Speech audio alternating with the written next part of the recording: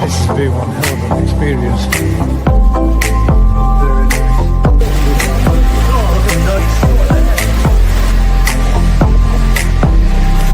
Have a look at that.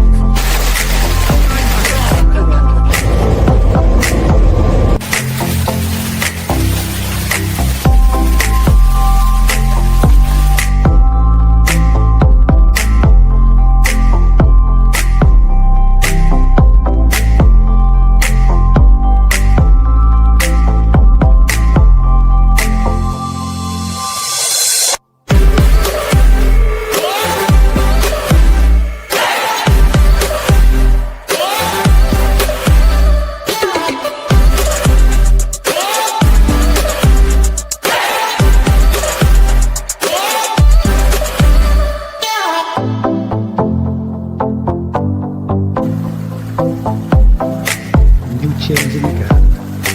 Made little seeds there.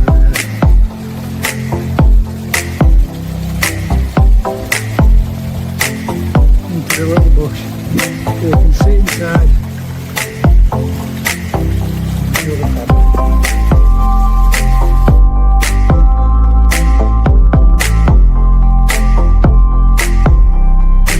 Yeah guys, that's the visit.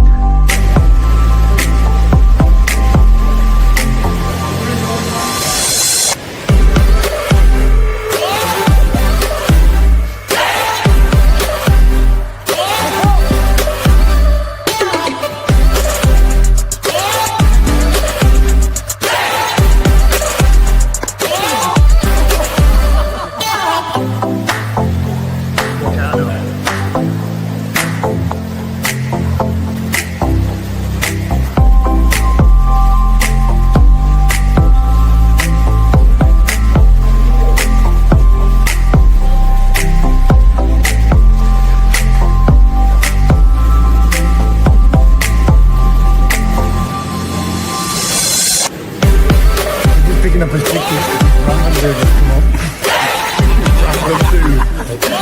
Yeah, we're getting his ticket to go back to Tokyo for the night in the hotel. We'll be editing all this to get possible. Do try turning into chills up. We do that last Monday. I'm with a cold sweat. Hot sweat, man. You said this were going home with you. 600 quid, wasn't it? Oh, how much? Hey, oh, did you hear that? No. He said 600. Robin, that was a first time thing. 20 seconds. Right, if I bid again, you ain't going to bid any more? He's got that poker face on his nose. 10, 9, Well done.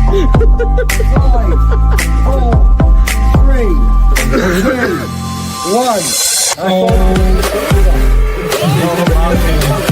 2, 1. But then, do you not get? If you get a swipe, do you not?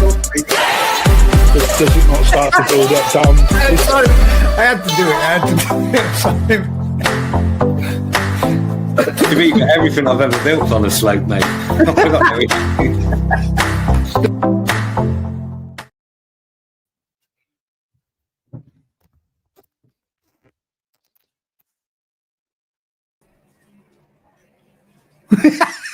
I just thought of you panic for a minute then and think, am I on my own? Am I doing it myself? Good evening, ladies and gents, and welcome back to this week's Thursday night GKP Live. I nearly forgot the name of my own show then. Done in, Matt. I'm tired. It's been a hard week. It has been a hard week. I'm guessing you've been doing a lot of prepping and getting stuff ready and all that kind of carry on and everything that you've got going on throughout your establishment. Yep.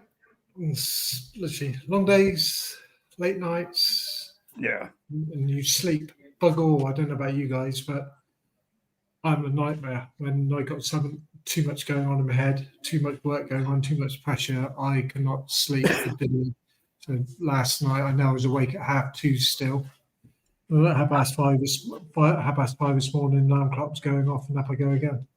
Yeah, I'm struggling, to be fair, mate, with the clocks going back.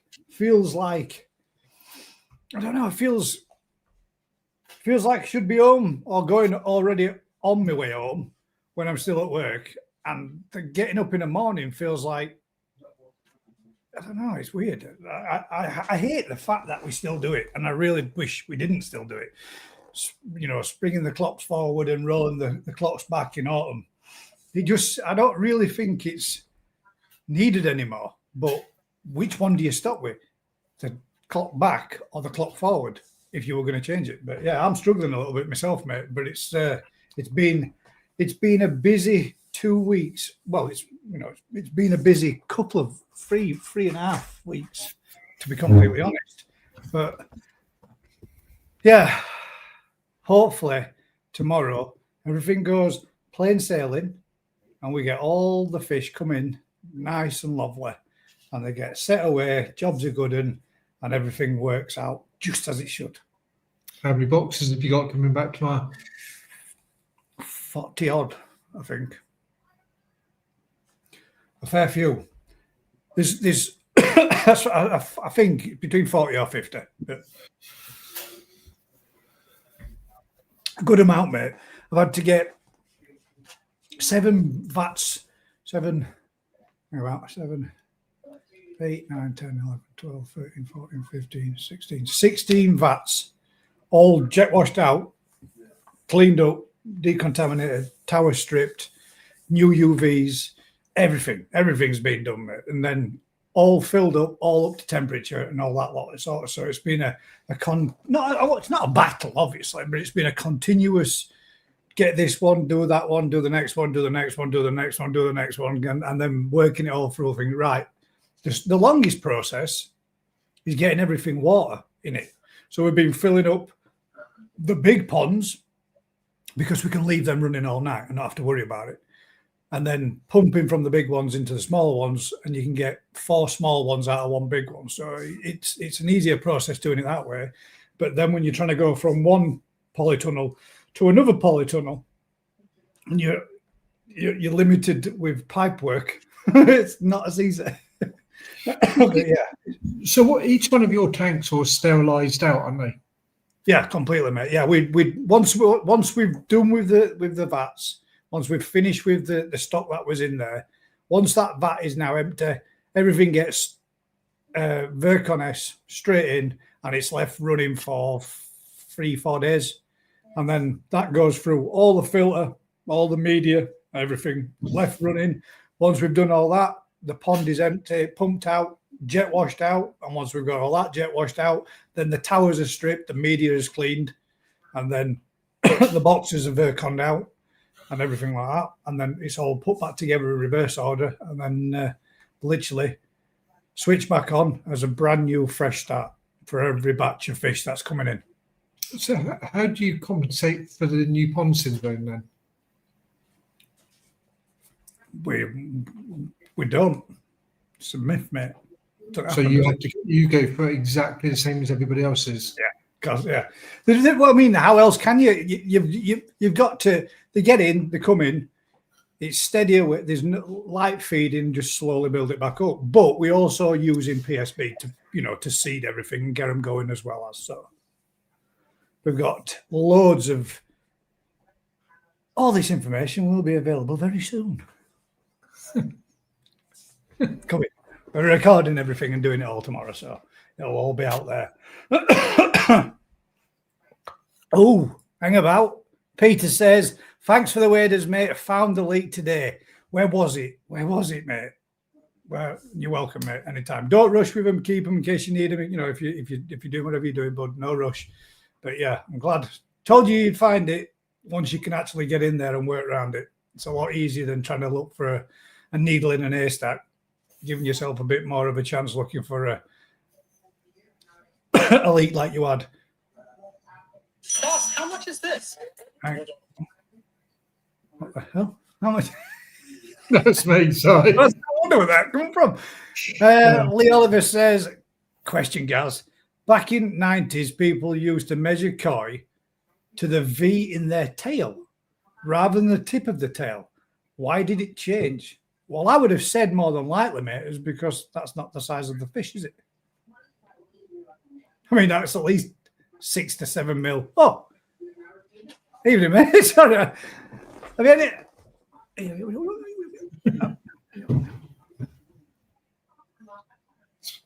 I don't know. I didn't even know that were a thing. Let's see if Crafty knows. Have you ever heard of that before? Fish being measured to the V of the tail and not the tip of the tail. I guess the V of the tail is easier to actually identify, isn't it? To see it, the very tip of it. I've never ever heard of that before. Never ever. But do you know what, guys? And all, I forgot to actually post a community post for anybody's questions or. Well, obviously, there's no koi appreciation, but for anybody who had any questions or whatever. So if you have got any questions, guys, most of you never posted in there anyway, so I'll post them in here like you normally do. Crafty can't hear us, or you working? No, I can't hear you. You got no sound, mate. You got me? There we go. There we go. Evening. Good evening. Are you well? Have you ever heard of that one? What's Back that? in the 90s, people used to measure the koi to the V in the tail and not to the tip of the tail. Why did it change? I never even knew it was a thing beforehand. I don't know. Maybe Rick might be able to tell us when he comes if that was a thing that they used to do. They used to put two fingers in front of the nose when they measured two, says Jonathan. My God. Oh, to get an extra 2 or 3 cm then. I suppose back then in 90s, they probably measured them in inches as well, as opposed to doing it in cm. Or is it always been cm? They still sell fish in inches, don't they?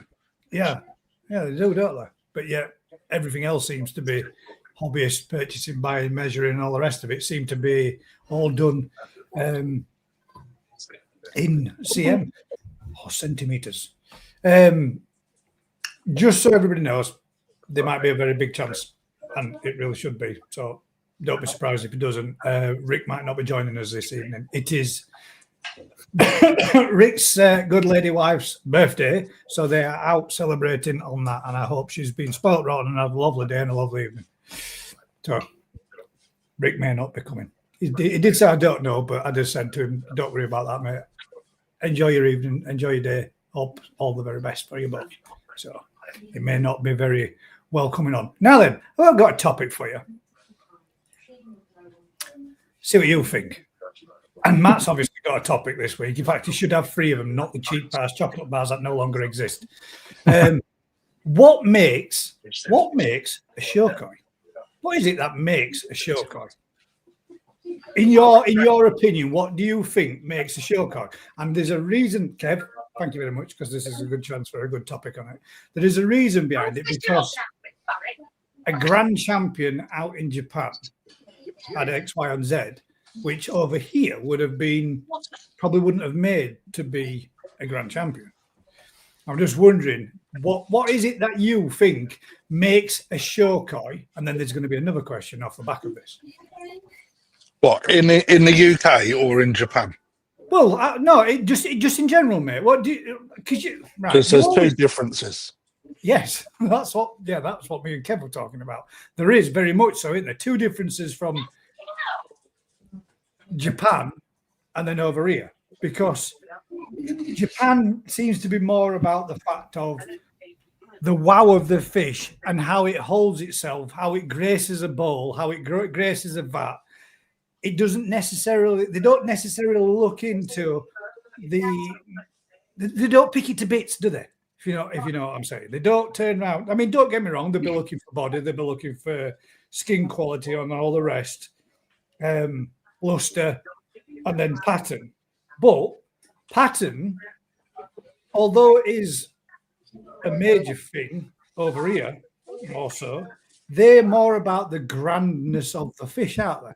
How well it carries itself, its body profile, its shape, and all the rest.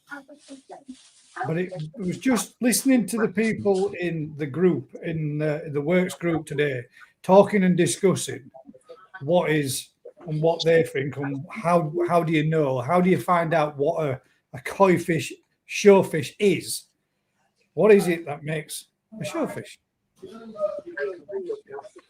Because, Who are you asking? well, both of you, but take it in turns, whichever you would feel, or rather.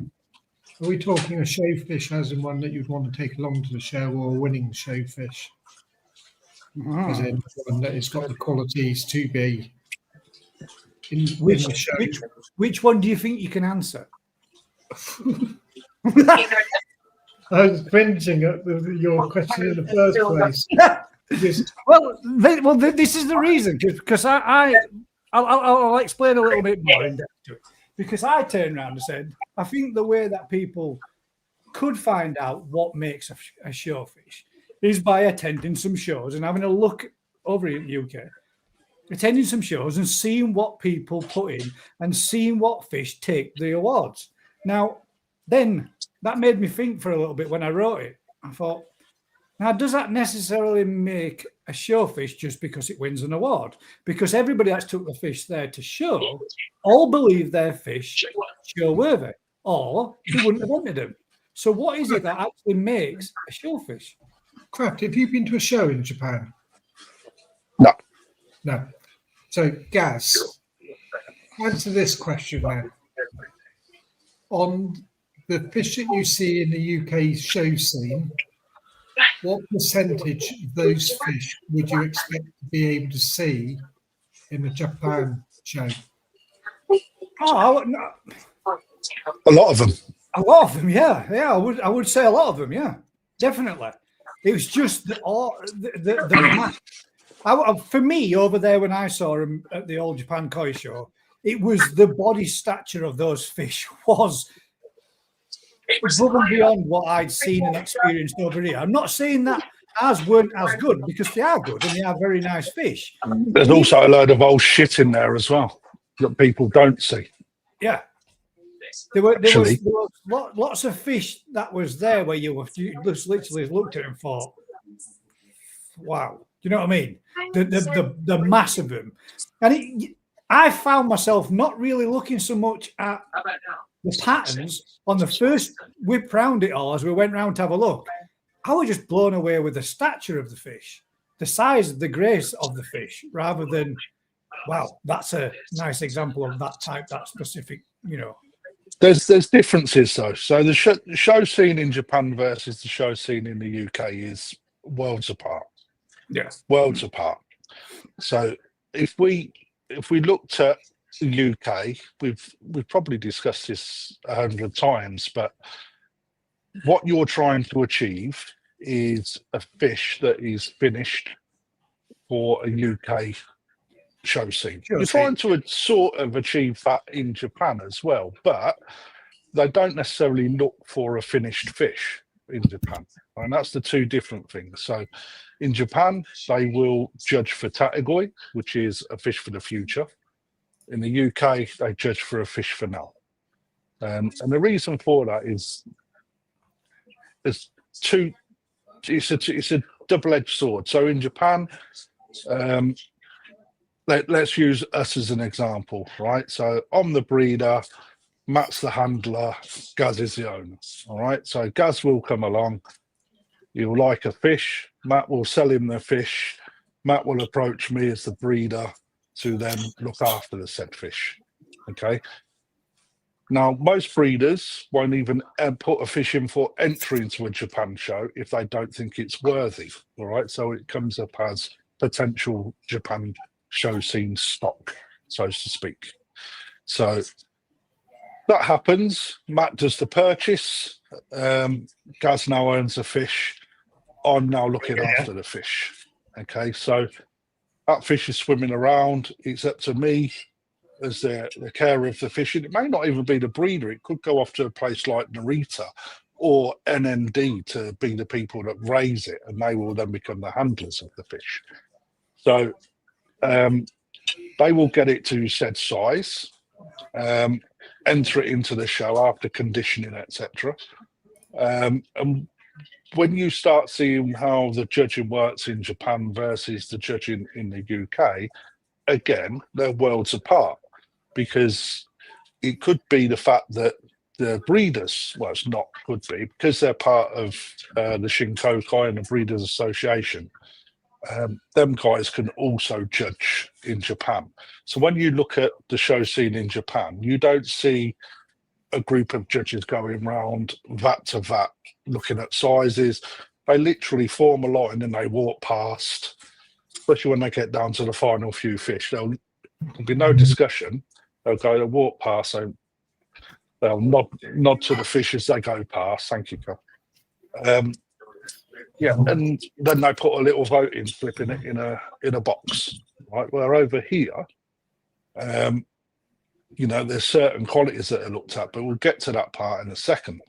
So in Japan, they are looking for, let's say, a category. So if we look at the GC, right, of course they'll look at the body conformation, they'll look at how it holds itself in the water, but they also take into account how that fish feels to them.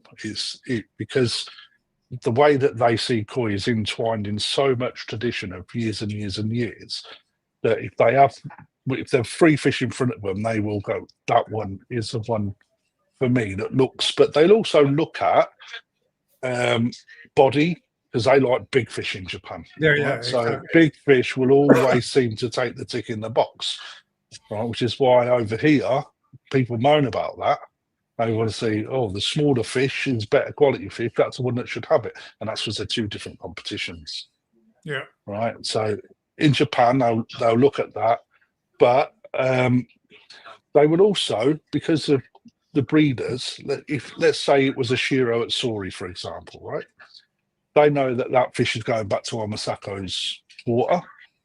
They know what Omasako can do. They understand the parent sets of that fish, and they have a good understanding of what that fish will develop into.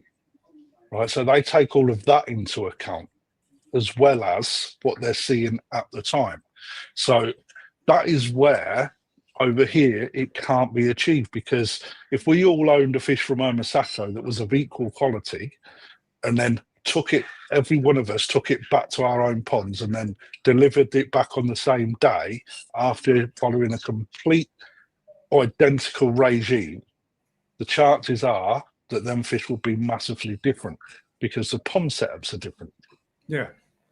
Right. And, you know, or your skill set may not be as good. So the show scene over here is based on how well you are able to bring a fish on after identifying a quality. Right. So when we look at what happened at Rick's event a couple of weekends ago, right, there was a nice little Ginrin Shiro in that. Right. The colour and the skin of that fish was banging.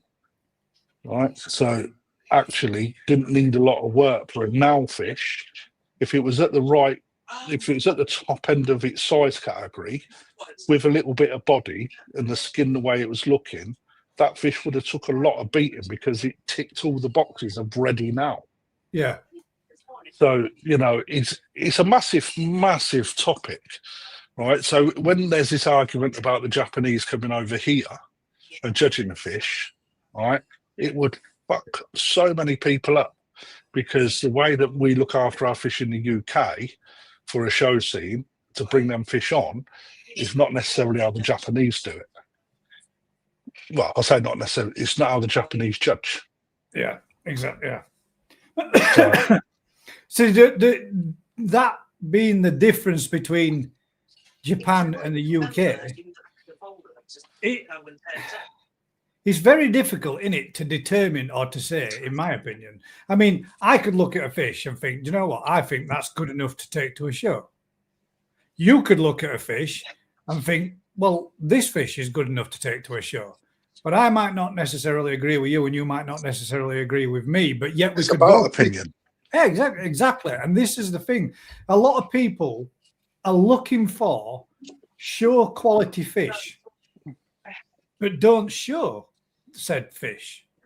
Correct. And I don't understand why a lot of people would like to have show quality fish, which is set to meet the criteria of what that standard should look like, yet pick that fish which might not be their favorable fish that they actually prefer themselves, and have the fish that they like, as opposed to a fish that meets a standard. I know what you're saying. Go on, Yeah. Matt. Go on. I was about to say. Bit that I always struggle with on this side is the ownership of a fish in Japan and showing it, because there is definitely a big difference between owning a fish in the UK, certainly keeping it for a season or 6 months and then taking it to the show and winning, the difference to buying a fish in Japan and not having anything to do with that fish at all apart from paying the bill. But it's a different competition. Yeah, that's what I mean. And, so you're actually... It's totally different to us over here, isn't it? You buy a fish over here from your breeder, and he might say, I think this is show worthy, blah, blah, blah, but it's going to need to have this. You're going to need to develop the seroja. You need to bring up that Benny. You need to get some body and some size on it, blah, blah, blah. Where they go, take it away, do all the things that they know, the little tricks of the trade and what have you. Get that fish looking bang on, bring it to a competition, compete it. Ta-da. You get a certificate rosette if you get a position with it. Over there, it's totally different, isn't it? Totally different. Totally. There's more. There's a lot more awards in Japanese shows. Oh yeah. A huge amount more awards. I would like to see fish that have been out there in Japan that have shown and won, them back here and competing and knowing which ones they were. I mean, I know a lot of people probably do, but it's us. There's a misconception though that if a fish does well in Japan, it's going to do well in the UK. All right, it's a huge journey from being brought up in Japanese waters with Japanese care to then Japanese shows to then being boxed up, transported, brought over here, QT from the QT pond into your own pond. All right. Number one, the skin condition is going to deteriorate. Because of the amount of stress that fish goes through, and there is a lot of stress involved.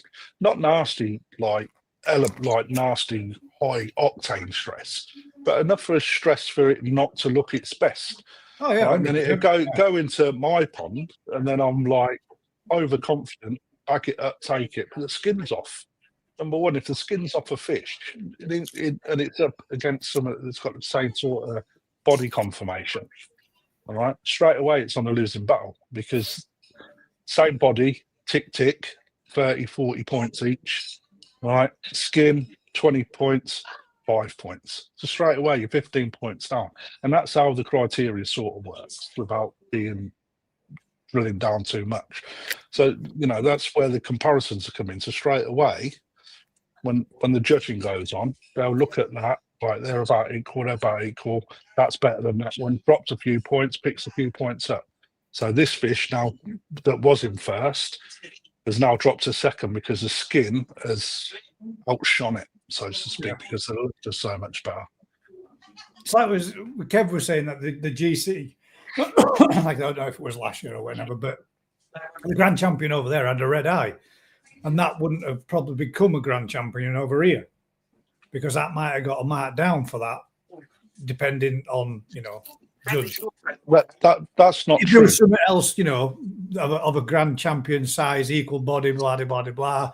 That might have got a minor, and that one might have pulled it because of that red eye, blue eye situation that it got going on. But sir, that's one of the last things that they'd even look at over here. Oh yeah, no, but if they had two, that's what I mean. If they had two equal looking fish, and let's say they were both two kahakas, and one of them had a pattern that was as it should be for that specific breed type, and they had to make a decision between those two, that would be something that would be going through the checklist of everything, blah blah blah blah. Right, okay, these are pretty equally matched. Good body, good structure, good skin luster, pattern. Right, yeah. Well, this one's technically got one red eye, one blue eye, and this one's beautiful eyes. Just that's right down to the finest detail. It could be the difference between yes and no.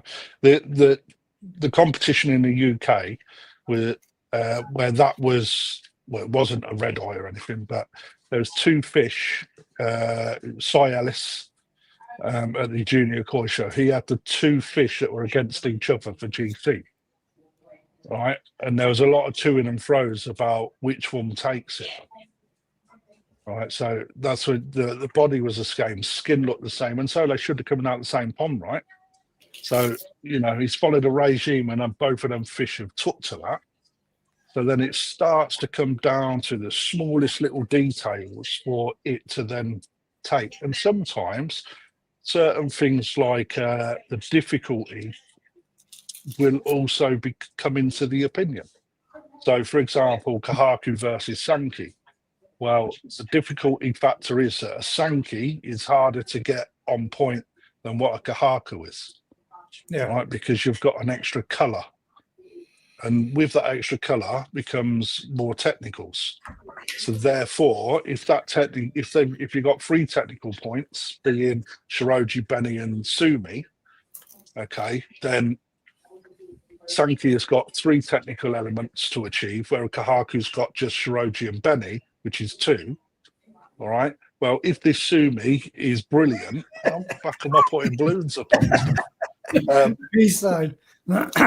Yeah, if the Shiroji, the Benny on that Sankey is of a very good quality and size was, then straight away, because the body's the same, the white skin's the same, the red skin looks the same, right, and they're all carrying them same qualities in the 2, because the Sankey then has then got the Sumi that is in a good quality, that is as show ready as Which you makes could expect it at that more of a size. technical pattern again, so more difficult to get to that level of quality. Absolutely.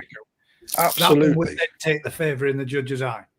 Potentially. Well, this is where the opinion comes in, because there could be something that one judge would battle against, saying, look how perfect the fins are in this one.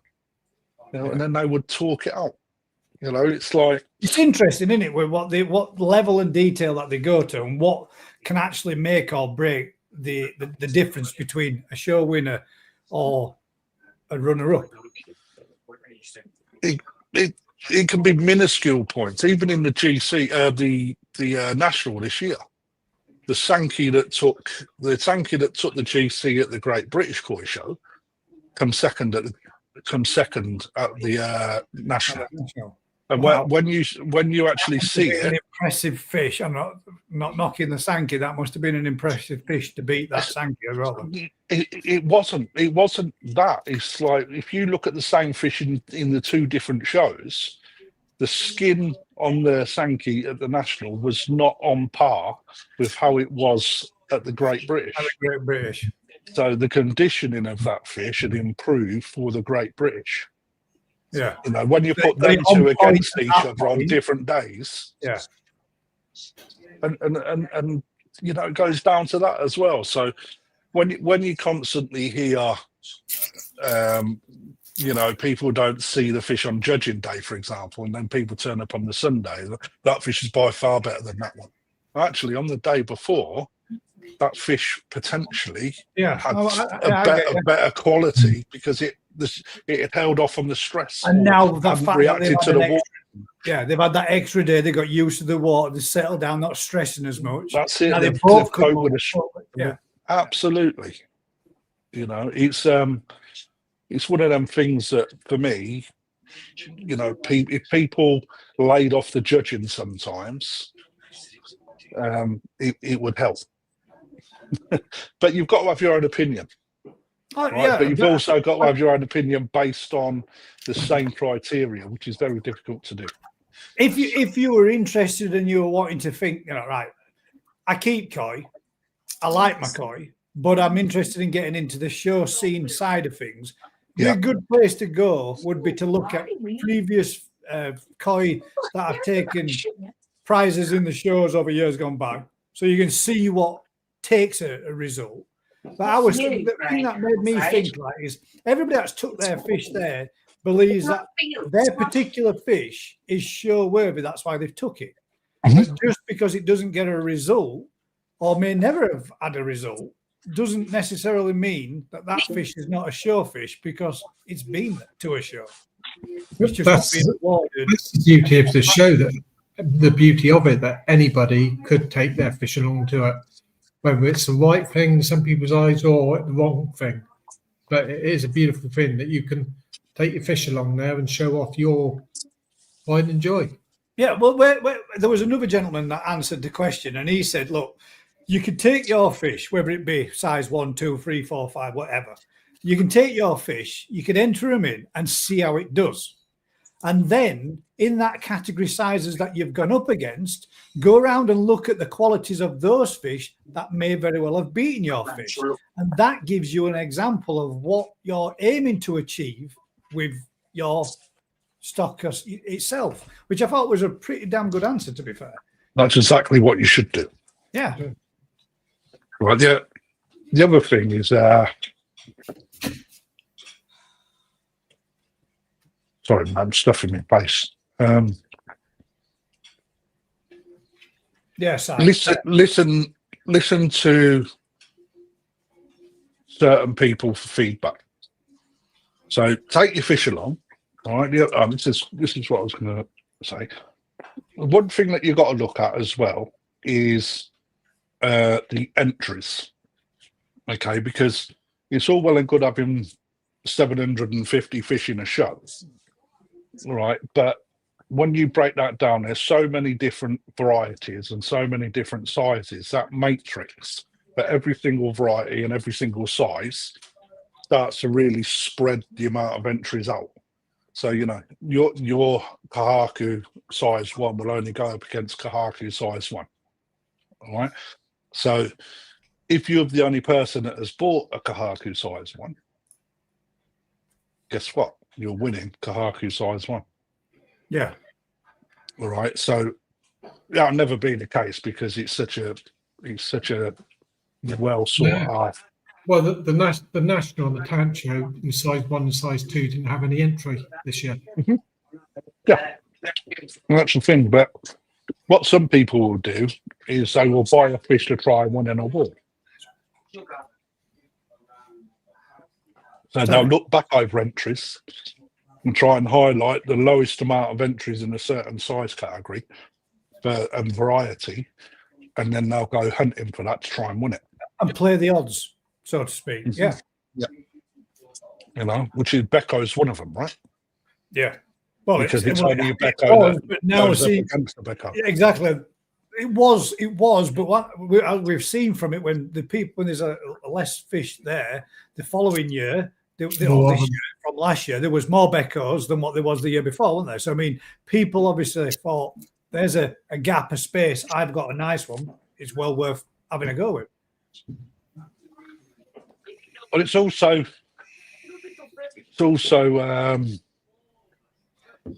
pushed on a marketing thing as well. So when you have a look at certain influencers within the koi world, yeah, Ryan being one, Ryan likes a Becco, so he is like, look at this Becco, this is lovely. People then become influenced against that, and then they start buying into it. So therefore, you'll start seeing more turn up in the show scene, right? And I'm not knocking Ryan for that. I'm not saying he's doing it purposely for that reason, because I don't believe he is. But that influence is there because Ryan is obviously somebody that is looked at, for his knowledge, etc., and is participating within Japan. That when he says something, people want to be, but they want to buy into that as well. So therefore, you'll see a natural interest in that, and sales in that variety starts to increase. Yeah, I'd agree with that too, mate. Yeah. Mm-hmm. I have highlighted the questions, guys, and I will be going back up. I just wanted to highlight a couple of things. Up North Koi Pond says, first go to the show to enjoy the experience, then learn from it, which is, very good advice again. We got fireworks going off out there. Not bother about that. No. It didn't seem like you were, didn't it? But yeah, I think it's very difficult personally. I mean, the attributes of what people would be looking in the category type. It's easy. It's not easy.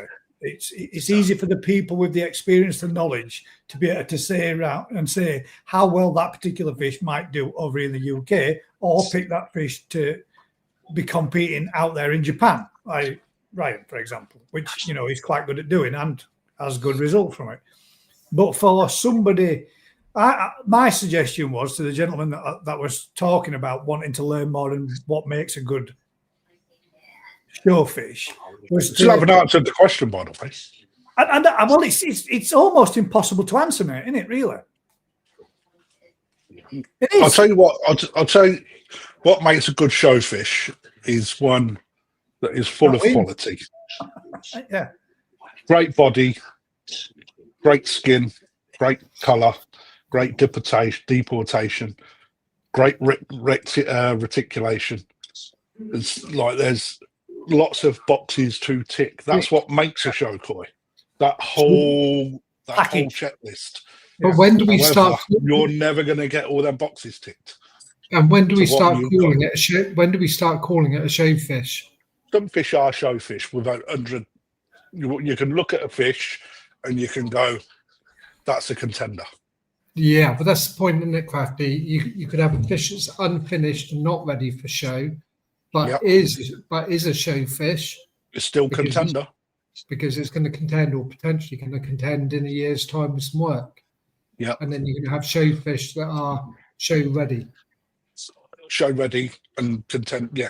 That's I think when you let's look at I don't know what's a good variety to look at, one that people would understand. Okay, let's go with a Sankey, because right, you can get so many different pattern styles on a Sankey that when they don't look right pattern wise, they're not a showfish, right? So straight away, solid red head, big cross, all right, because it just doesn't. Any pattern fish shouldn't have a solid head. Simple, all right. It's got a pattern. It should have some pattern on the head as well. It shouldn't not have nothing on there, and it shouldn't be solid. Right. So when we look at pattern, we can pretty much tell if the coloration on that fish, like the benny plate is generally something that is quite solid enough for you to be able to say that's going to be okay, that's not going to be okay. There'll be a small amount of development, and it's one of those things. It's one of those things that actually I don't think requires a huge amount. You still need to learn, but not a huge amount in comparison to others. The benny plate, you can really work out what it's going to do. So if it's really patchy, for example, when I say patchy, I'm on about the consistency of the coloration in the shoulders to the tail. If that's really off all the way through that fish, there's a very good chance that it's not going to be the same throughout as that fish gets older. In fact, it's probably going to deteriorate. When you then look at the sumi, there's certain sumi that sits under the skin, right, that isn't necessarily a guarantee that will come through. However, if you then start to understand bloodlines, you've got an idea of what that sumi may achieve. And again, it may achieve. However, you may have, as a dealer, you've got, I don't know, 170 fish. You may have seen development in them fish over a 6-7 month period to have a better understanding of what this fish is actually going to do when you're looking at the toes eye as well. You know, because it may not be the fish that you were first picking out. But once you've seen the development of others happen, and you'll see in this fish get stronger in the body, you know, and the skin starts to thicken up, and you know, okay, we know that. So when we look at the Sankey, if the belly plate's not right, if the sumi is sitting right down, right, and the shiroji is two-tone, i.e. not very white in the body and very yellow on the head, that's not a showfish. However, not now. However, if the body's there, nice big head, nice big mouth, very well proportioned, you've got that nice frame in the fish, and it carries itself well. Fin shapes are nice, how they should be. The pattern on top of that is a good pattern, but it's not ready yet because it needs work. Right? We can introduce that into your pongas, keep it little, right, but develop it. So when it's got to 35 cm, right, that skin's up, that sumi's up, because I know that it's going to work because I understand the bloodline. right? And hey, presto, there's no guarantee, but you know, your chances are, looking at what the other fish have done, that's going to break. And when it comes, and if it comes well enough, right, for a show, if you've got it in the right frames, size category, and you're right at the end of that, and your shiroji has really pinked up, whited up well because you've fed it the right diet, right? You can create a show fish. So not all fish are show fish. So you can look at them and know that the pattern is not going to do anything. Again, though, that is an opinion, isn't it? That's your opinion. Not all. It's not. It's not. I'll give you an example. If I took one of my mutts from my pond and entered it into a show, that's a show fish because it's been shown. I think that's a split of a hair, though. So when we're selecting what makes a show quality to make it ever stand anything. Is it a specimen that you would put in? It's a day out trip to a showfish, then. But, right, and I'll give you an example. There was a Becco that was shown at the Great British and the National this year that was fucking hideous. Was that a showfish? No, it was not. It should not have been taken to the show. But this is what you do. You learn as you exhibit. Right, so that's not a dig at anyone. The person that I don't know who that person was, and there's no offence there, right? But there was one fish particularly, it's like I could not believe was allowed to show, actually, because it just didn't look like a koi. And it won an award at the National. It did. This is the bit that I've always said, and but judges don't judge. Judges don't disqualify. Judges only look at what's in front of them. And they have to then award it. But then again, that could be the same of your opinion of that said fish. Absolutely not. You're assassinating. No, me and Crafty don't agree very often. I definitely 100% agreed with Crafty on that one. Marco says, cheers for explaining what the Sankey should be for the show scene. Could you do that with more varieties, changing it weekly so we can understand what we are looking for the shows? Cheers. Actually.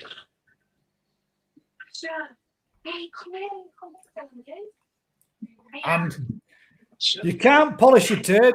I'm afraid you can. No, you can't. You can roll it in glitter. You can polish your turd, mate. I suppose you could. Gas. Polish your turd. Sorry, I hate not a fresh one.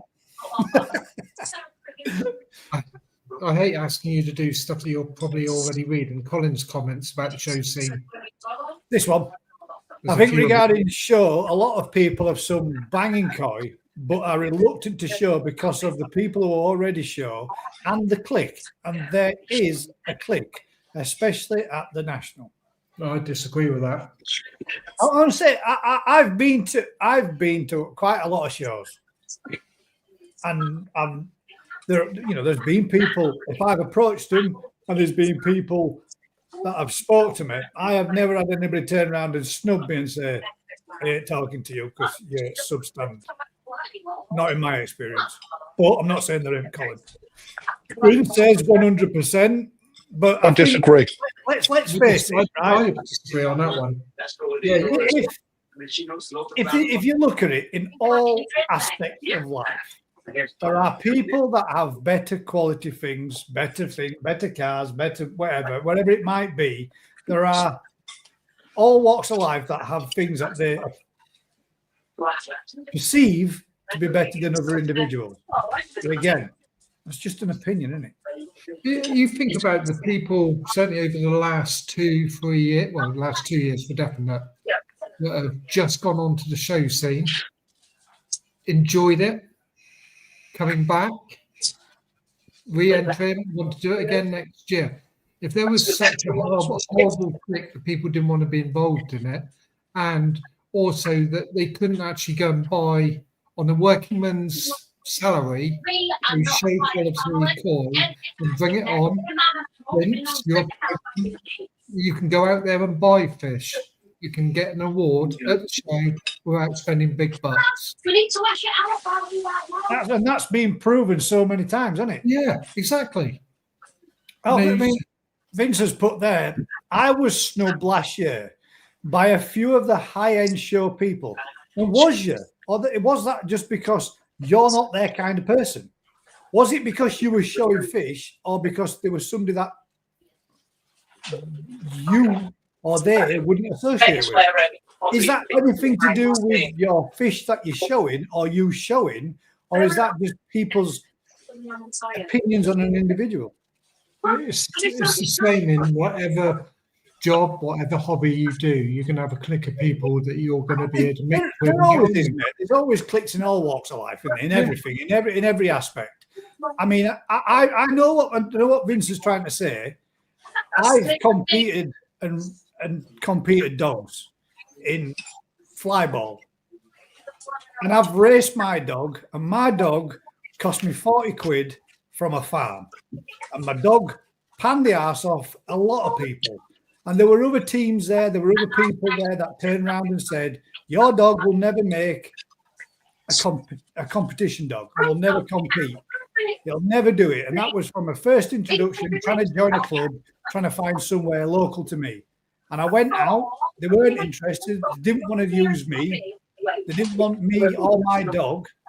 They judged by their opinions and first look of, like, judging book by the cover type of thing, and didn't. So I went to another club, and then I came up against them, competed against them, and beat them with said 40 quid.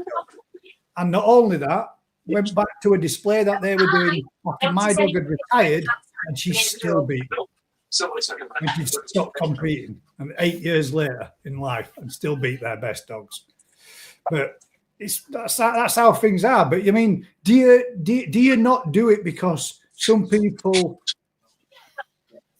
don't gel with you, or do you think, you know what, there are some people out there that I don't gel with, but I can gel with other people, and you can, I guess, make your own clique if you can't fit in with the others. I mean, I've not personally experienced any. I mean, there's been plenty of people at car shows that I've not really wanted to entertain or talk to, but doesn't mean that there hasn't been people that I've approached and spoke to about showfish and got tons and tons and tons of information, being like an open book and just spilled everything, told me all sorts about what they've done and how they do it and what they go about it, how much they spend on it and all the rest of it. Way more than what I ever expected people to have ever said. And it was brilliant, really good information. I suppose it swings around about something you either do or you don't. I think again, people have far too much to say in this hobby. Too many clicks. Look at the clicks that got MBK voted out at BKKS. No, that wasn't a click. Nice Caribbean from 1399. I'm going to need a bigger bucket list. I don't know.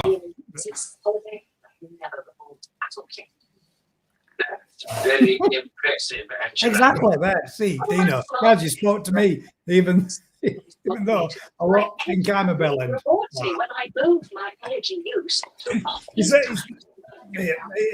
To me, you get out what you put in. If you're open and you engage, most people will be open and engage back with you. That's what I found anyway. I've never really seen anything that I would say that there was a click situation. there has been a click in the past. Actually, the BKKS done a lot of work to out that click, but that was a long, long time ago, and probably time before most people watching this show, Gaz, were even part of the show scene, so to speak. All right, so yeah, it used to be hell of a clicky, but over time, and I think over the past few years, right, it's a shame to say that people won't won't show because of a click. There's no clicks. There's people that like other people that generally don't like you as a person, which That's is exactly totally fine, right? You've just got to accept that, you know, not everyone will like everybody, right? Yeah. And that's not an attack on anyone. So when we look, and actually, if you listen to the so-called click when they go round, if something takes a prize, they will look at that and go, okay, that's actually the best one out of that variety here. A majority of them, if they know it, a lot of them don't even look, they're only bothered about their own fish. You know, so he takes all sorts of people in there. Now, I think actually over the last 3 years, we have managed to drive people to the show scene. I certainly have. I've got Eric Gorman here. I've had a couple of other sponsors that people have showed and won awards when I've actually paid for their VAT to get them there. Right, and then over time, you know, the likes of Lee and Vince, yourself, Gaz. I think people have took to it and said they want to get into showing, and took them along. So, you know, do you think personally that aspect of it has broken down some of these barriers? I don't think there is barriers. I think Made it's more an people individual barrier, actually. Number one, have I got koi that can compete? Number two, I can't bag a fish up and take it to a show because I don't know what they're doing. Right? I think they're the two major issues that people actually face. Right? And rather than when you see certain things like in the comments, right, you have to change your mindset, people. It's not about others, it's about you as an individual. Right? The more you speak about the negatives, the more the negatives get bred. What people have to look at is actually always start with what could I do to change that? Right? Well, maybe I can think I've got, right, let's see how my fish get on. Don't expect to go for any awards. Get me someone round to help bag them up, or seek some advice for a little bit of confidence. Ask them to assist. Let's get me to a show scene and see how we get on. Because what you do see is that, Matt said it earlier, generally, if you see people do it once, they're going to come back and do it again. Right? And that is the first tier to actually stepping up, to actually understanding what it takes to make, and back to the original question, a show koi, i.e. a fish that can compete. I think the example that the national this year, I came up with one of my customers that showed the fish, and I also brought up another customer that wasn't prepared to show his fish. He was the one that bought the big Tancho show when I was in Japan in February. He came up and seen exactly all of it. So he literally came to my house. We went up to the customer, we bagged up the fish, boxed them all up, took them all up, fenched them, did all of that work. And then all the way through this, up until that point, he was like, there's no way that I'm bringing up my fish. And he's got all of his fish are all 60 to 85 cm. And yes, he has spent some big money on them. But it was, I'm never going to do this, never going to bring them up here, never going to do it. His last words were, next year, I bring him the fish up here, because he's seen what it actually is all about. And when I spoke to him previously, he thought there was two reasons. One, that he was scared of all the things that Crafty's just said about bagging them up, putting them there, being laughed at, you know, the usual bits and pieces that you would get at a show. And the second bit was the concern of being able to actually do it. This thing, you know, and I guess having the assistance from somebody is just totally changed his mindset. On the clickiness, if he'd come up there and felt that, yeah, this is a little clicky up here, which you can get a feeling, you know, when you go to some, not say fish shows, but some places, you can feel it, just presence in the air. And I think you will anyway. Anywhere you show, if it's a car, you'll get the same thing, because you've always got that person that's got the biggest willy. Yeah. Thanks. That's the way you have to look at it, mate. Mate, You know. Hey, thanks, Crafty. You're welcome. It's down to you as an individual as to whether you want to let that offend you, or just think, you know what, at the end of the day, you do you, mate. I'll do me. I'm here to learn. These people that supposedly are in these cliques, they were all where that individual that's just first started off is at some point in their in their hobby. Do you know what I mean? They didn't. Nobody knows everything about fish until you learn it about the fish. And no one knows everything about fish. Full stop. No one. Exactly. You may specialise in certain At some categories. point, I mean, they might be walking around thinking, right, well, I have got the biggest dick, and my fish is the best, and it should win. And if it gets an award, then credit where credit's due. Because at the end of the day, you proved yourself and your fish worthy enough to do exactly that. If you're walking around with something and thinking, right, well, mine's not the biggest, but I think that fish has got potential, and it doesn't get an award, but somebody breaks down why, what, where and when, or what it needs to progress and do that, at some point, at some stage, as you keep progressing through that show scene, you are going to become King Dick, and you are going to be walking around saying, my fish are better than everybody else's. Because have a look at that last comment for me, please. Sparky's Don't bring it up. Don't bring it up. Might need to take it out, mate, because there's a platform. This is not a shit throwing contest here. Yeah. Right. We don't want things like that stirred up, guys. So if you want to know certain information about other people, then I suggest you go and speak to that individual. No, I've only removed your comment, mate. But yeah, as I've always stated before in the past, even though it's not necessarily reciprocated in the same way, I don't do this to go around slagging off anybody else, any other YouTuber, any other business or whatever. It's literally for fun, entertainment, and as much educational as we possibly can.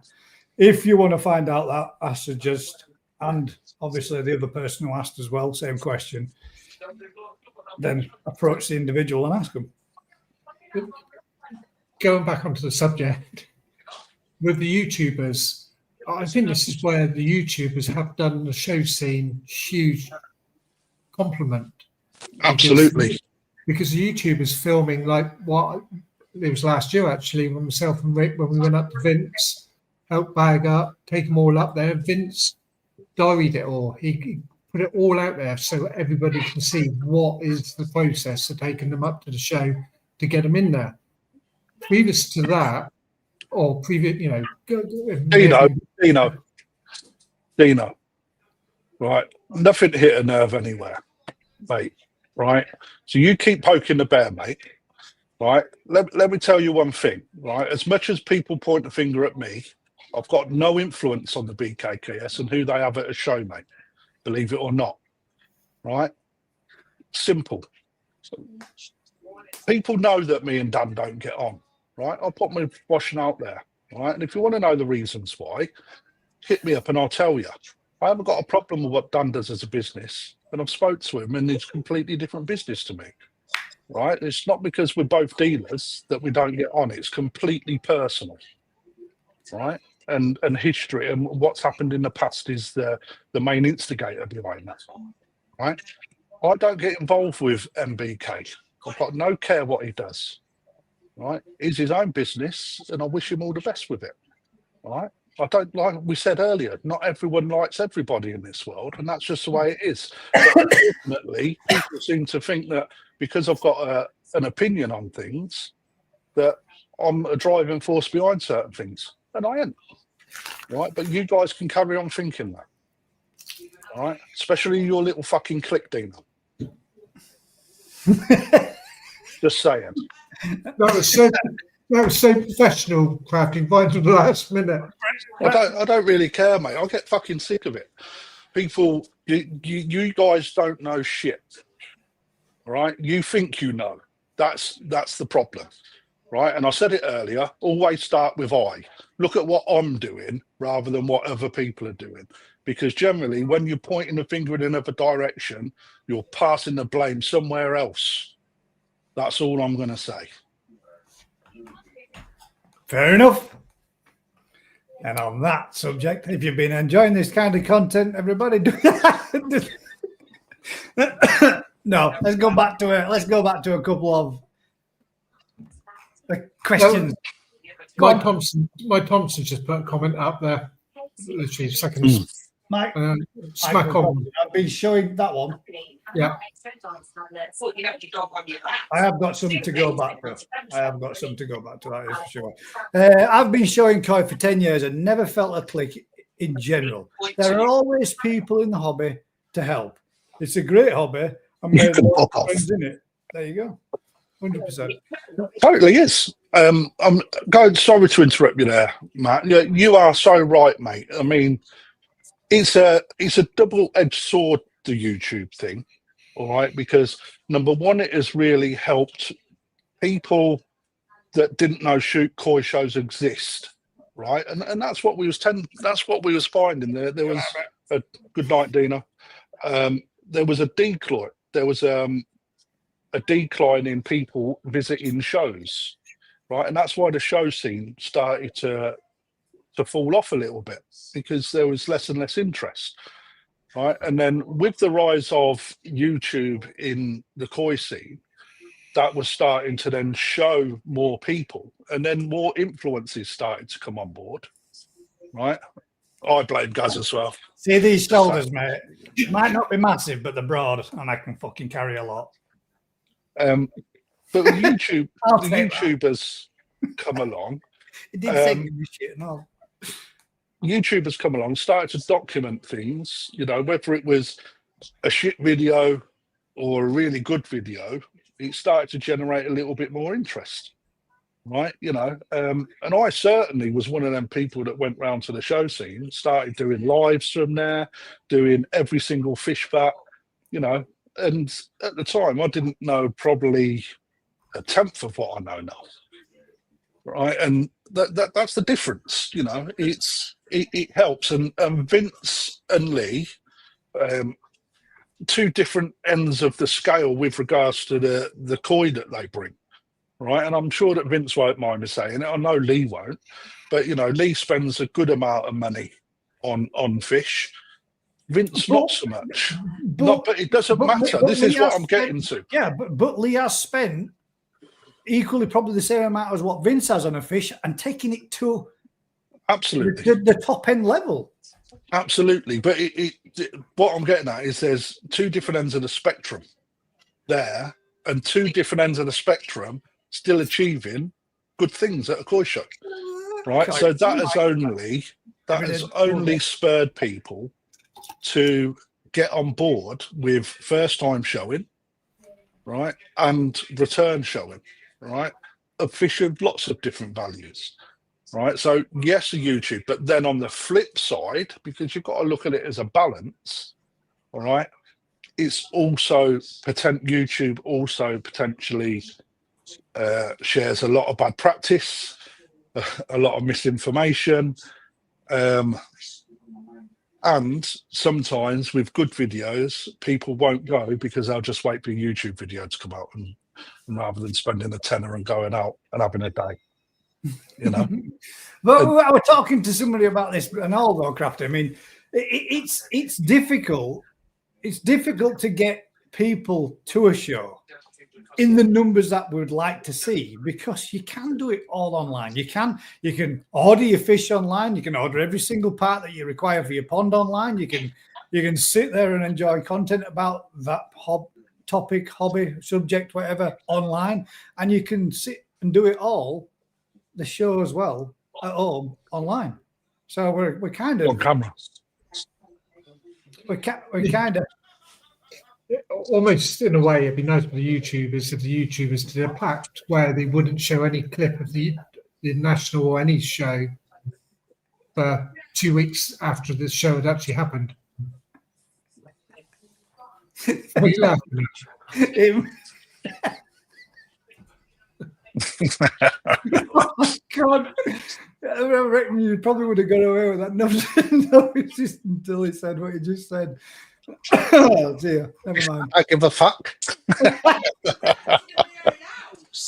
Let's go back to a couple of them questions. Right, Susan, Go in there. Here we go. I've just realised something, guys. I'll tell you what, right? I was this many years old today when I realised I could do this, and I'm such a Walk. You can star the comments, and I've always wondered, what the hell are the stars for? You don't see them when I click the star, but it makes them stand out to me as a question. I'm like, I thought you knew that, Gaz. I've been doing that. I thought it might have highlighted it for someday. You know, showed it as a. No, it allows you to quickly find it when you go back. Oh my God, man. Well, see, every day is a school day, Andy. There you go. I've just realised that we can actually highlight your questions, guys, so I can go back to them. How good's that? And if you put a question mark at the end of your comment as a question, it will pick up that it's a question for you as well. Yeah, it will. Yeah. Anyway, Susan says, I have a Tancho Sanki that has now developed a Sagi Benny below the lateral line. What the flipping heck would it be called now, or how could this happen? Secondary Benny. Secondary Benny. I'd like to see a picture of it, though. Secondary Can you imagine Benny, if it was not secondary Benny, right, but it was full Benny, like solid in the gills, fins, but then with black and white over the top of the fish and a red disc? That'd be some fucking fish, mate. That. Yeah. Somebody would call it something special, and that'll be the flag fish for next year, and it'll be. No one could be able to get after it. I would like a showfish. Techie. How could it happen? Well, how could this be? How could this happen? Well, it's secondary Benny. Something that develops later on in life, which wasn't foreseen beforehand, i.e. bloodlines. Parent stock that's been used to breed that fish, or a genetic throwback from previous breeding lines.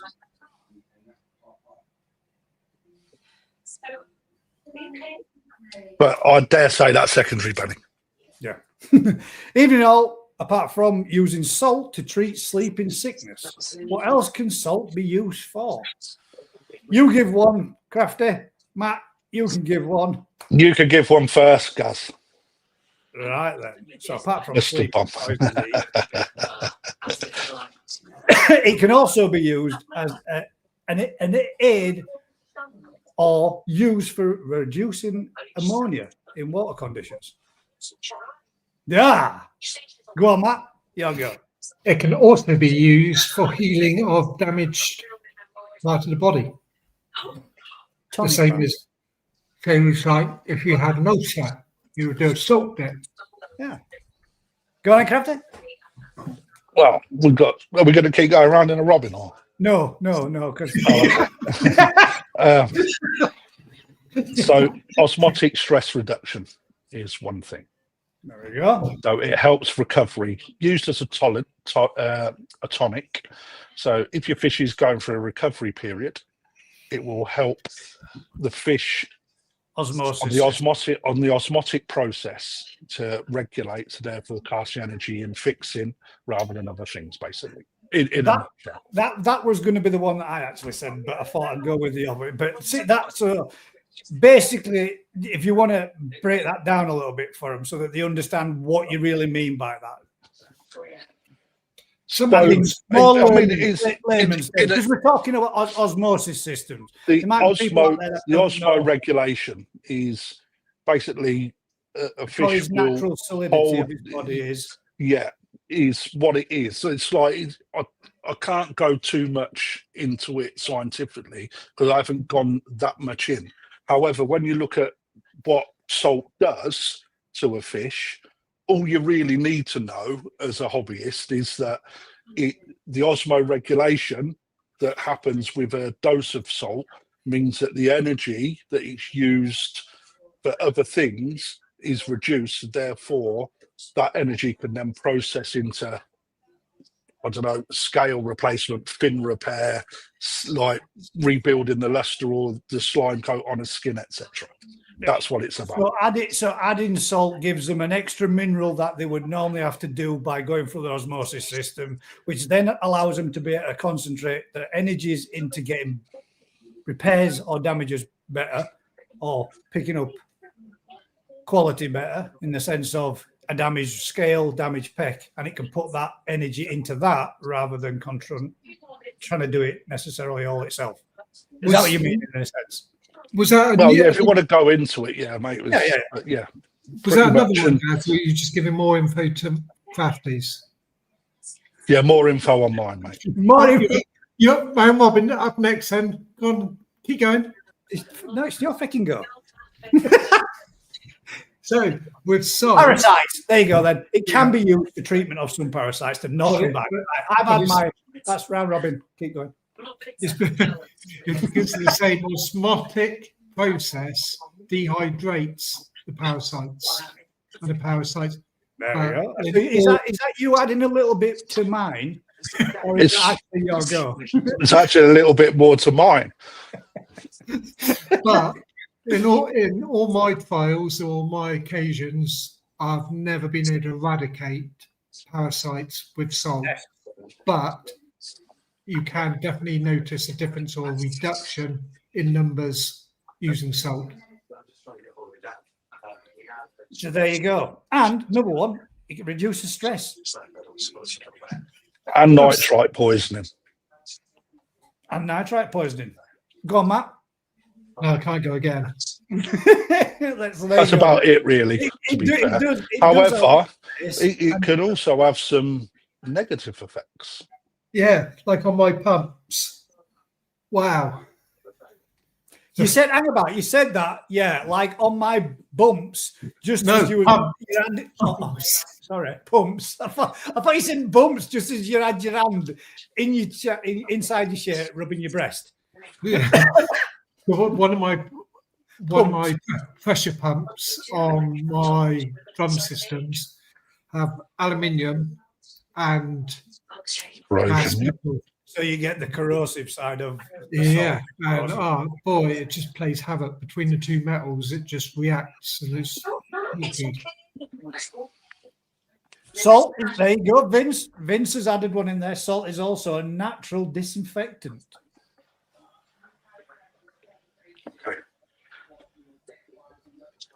It's also a natural preservative.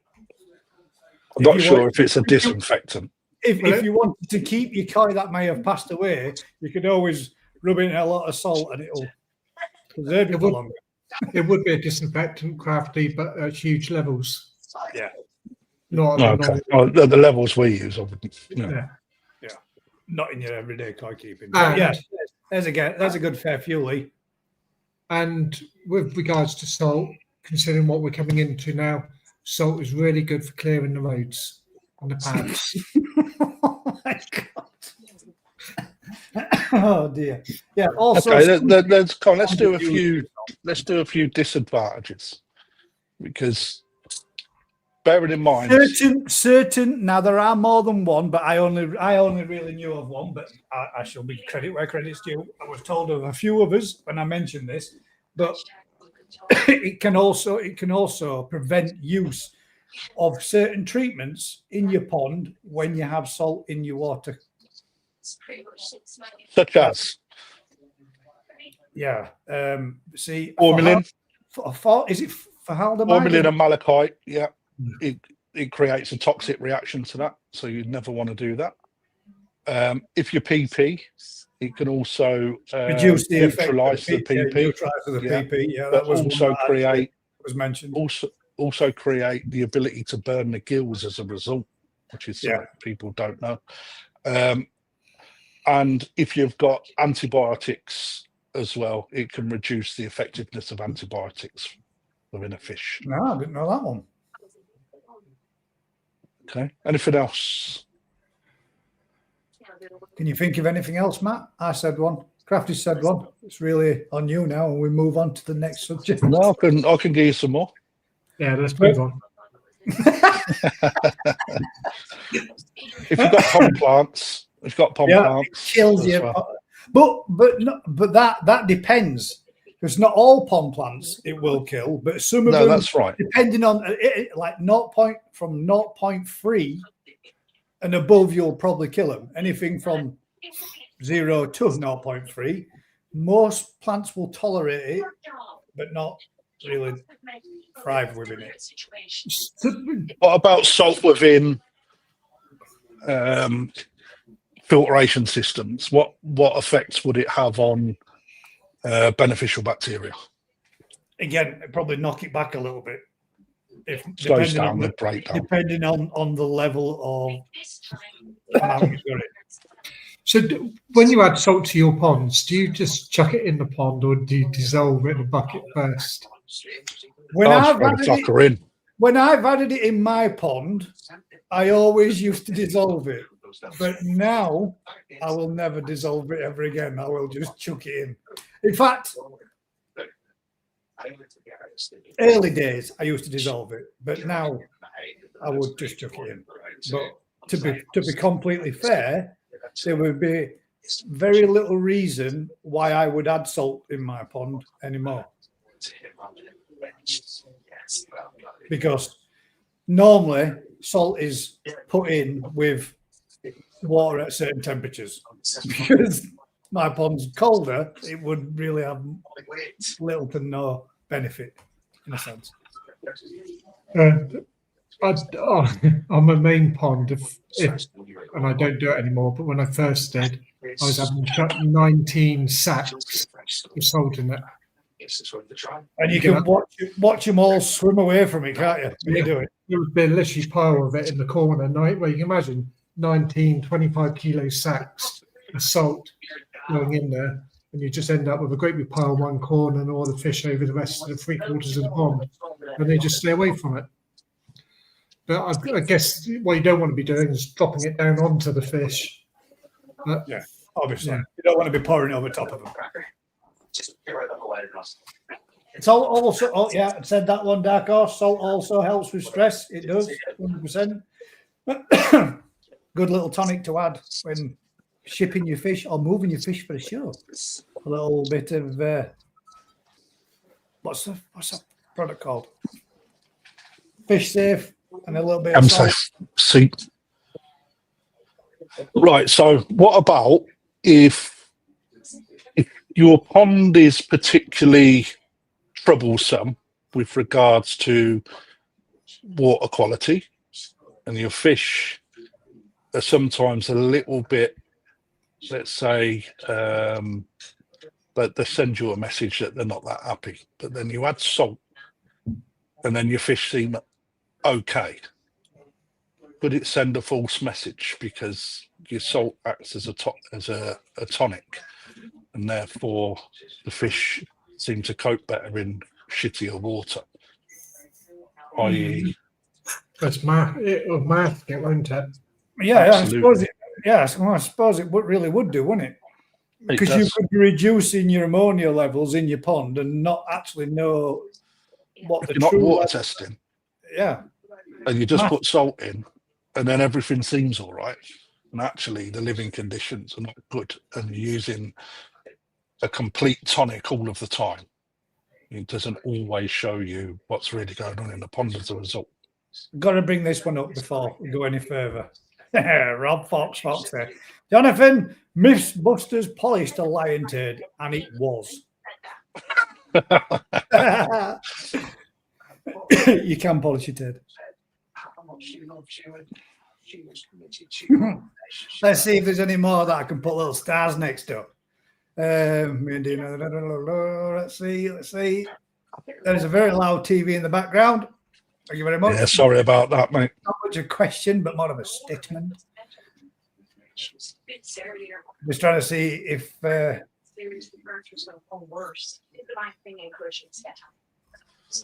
if there's any more. Sorry, guys. I am scrolling now back down through anything to make sure I didn't miss any of them. Crafty. Did I tell you about my foot fetish? Go ahead. Fetish or petish? Go ahead. Go on. On your screen behind. That's all right, mate. Donations are welcome, guys. Laura says, I've noticed that tap water values are bad. Ammonia, KH and pH. Anyone else having issues? Whereabouts in the world are you, Paula? My pH is okay, but my KH is shocking at the tap. Not really. This is Going back to your beneficial bacteria, so salt will actually slow down the breakdown of your nitrite and your ammonia. So therefore, if you've got like ceramic media or K1, right, it can actually have a negative effect on how well your beneficial bacteria populate. Colonizers in a sense, yeah. Yeah, and therefore, because the breakdown is also slowed, it can also create issues in ponds. So you can see higher buildup of toxins, i.e., generally nitrite more than anything. But what's really strange is that because salt also reduces the harmful effects of that, it's again a double-edged sword. That's why it should be used properly.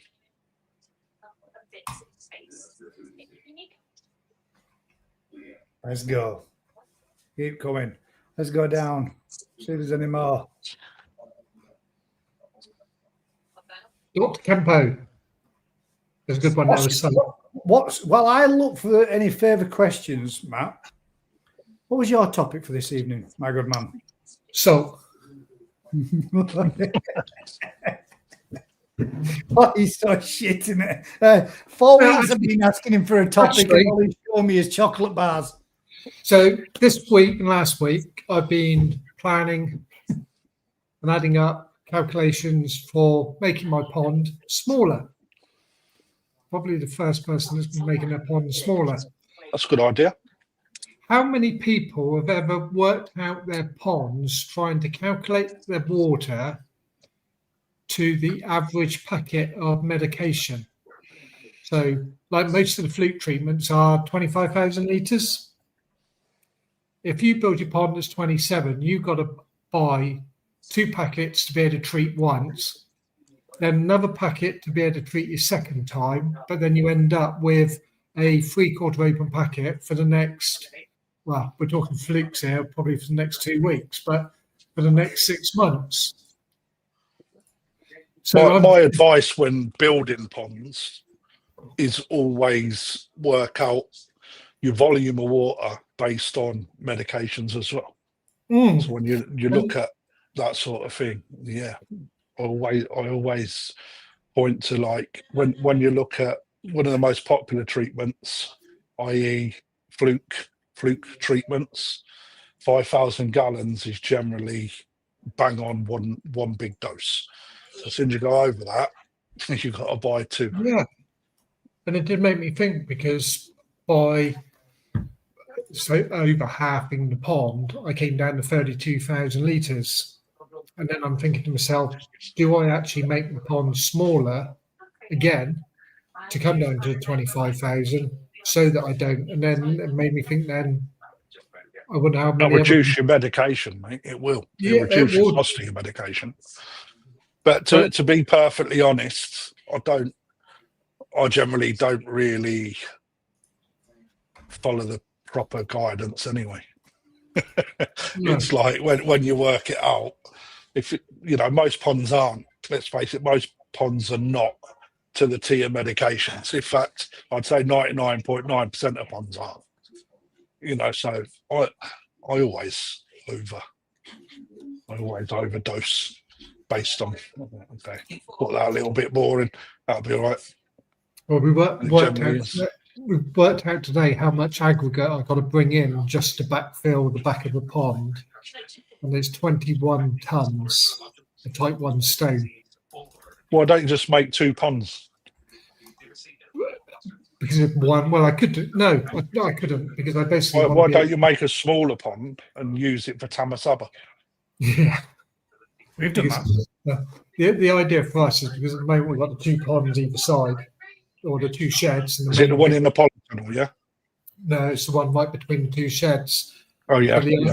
So the idea is to build a wall across to halve it, backfill the back of the pond, and then we'll build a new shed at the back of the 2 sheds. So now making a horseshoe, which will allow me then to heat the pond. I'll be able to cover the pond because I can't even get any timbers that are big enough to go across there. Oil polycarbs, I can get that within the size. So there's so many advantages. I can't remember the last time I sold a How fish deep pond. is your pond? 8 feet. Okay. Yeah, That's deep for Tamasabbas. yeah. It take them a season to get to the bottom. It's yeah. Why don't you? I mean, I don't know the layout of your pond, but why don't you empty your pond rather than when you say are you shortening the walls and keeping it 8 foot, or are you bringing the floor up? It's going to have to come up anyway because I have to put Yeah. in new bottom drains into it. Absolutely, and I'd be like bringing that level up to 4 foot. So you got half it pretty much. Yeah. That makes it another sales pond, doesn't it? Yeah, and then it'll be another 30 tons of type 1. And the issue is because it's the back of the pond as well, there is no access to the back. So it's either ramp it across from the front to the middle of the pond existing and then pour it in, or crane it in, which adds another £600 to get somebody to come and crane bag by bag of aggregate in. Yeah, but how long would it take to move 25 ton? The problem is you can't just dump a bag in there. You've got to tap down every compaction. You've got to compact it. Oh, So it's going to be a whole day's job at least. To do I it. wouldn't, mate. I'd just throw the fucker and rake it over the top, give it a little whack, then put water on and let the water do the rest. Fuck it. I have a question for you, but I think we should wait. Rick provided me with some photos and some categories of fish to show difference between Deutz, Wagoi, scaled, Aragoke, Sashi, Kiwa, both in Kahaku and in Shuruotsura, which I think this would be. I think we should save them for next week in case he don't come on this evening. Which He needs to be on that. He's gone to the trouble to get them for us. So, guys, next week we've got some examples of stuff to have a look at, and some others that he's going to be trying to see if he can find. But perfect examples to show Sashi and Kiwa in a couple of varieties, and difference between Wagoi or Deutsche. So, Here's a book for you guys. So last week you asked me for a good book. So it pains me to say it, believe it or not, but the secrets of the secrets of koi. Fuck's sake, cameras. The Secrets of Koi Unraveled by. Can't see what that says, mate. Yosaben. Good book. It's okay. Fins. Right, what's this one here? Body. Now he's not. He knows his stuff, but not everything is bang on. I don't think. I think it's sort of past it, but there's lots to look at and learn from, and it actually illustrates certain areas quite well. So it's called The Secrets of Koi Unraveled, and actually, it's not a bad learning book. So it's got quite a lot in there. Sumi spots, removing spots. Shouldn't have said that bit. Tanjo Goshki, judgment of young Goshki, Goshki in general, breeding koi. There's a big section on that. Vitamins and minerals, food. And it even goes into something that we was talking about tonight, which is what made me remember. I'm just trying to find it.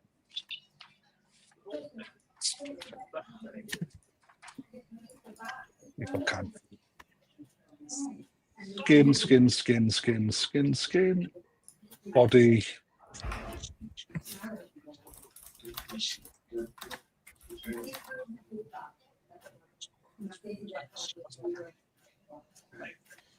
These little things like this. Doesn't help us as dealers, actually. I don't lie. Because when people start to see it, things like deformities.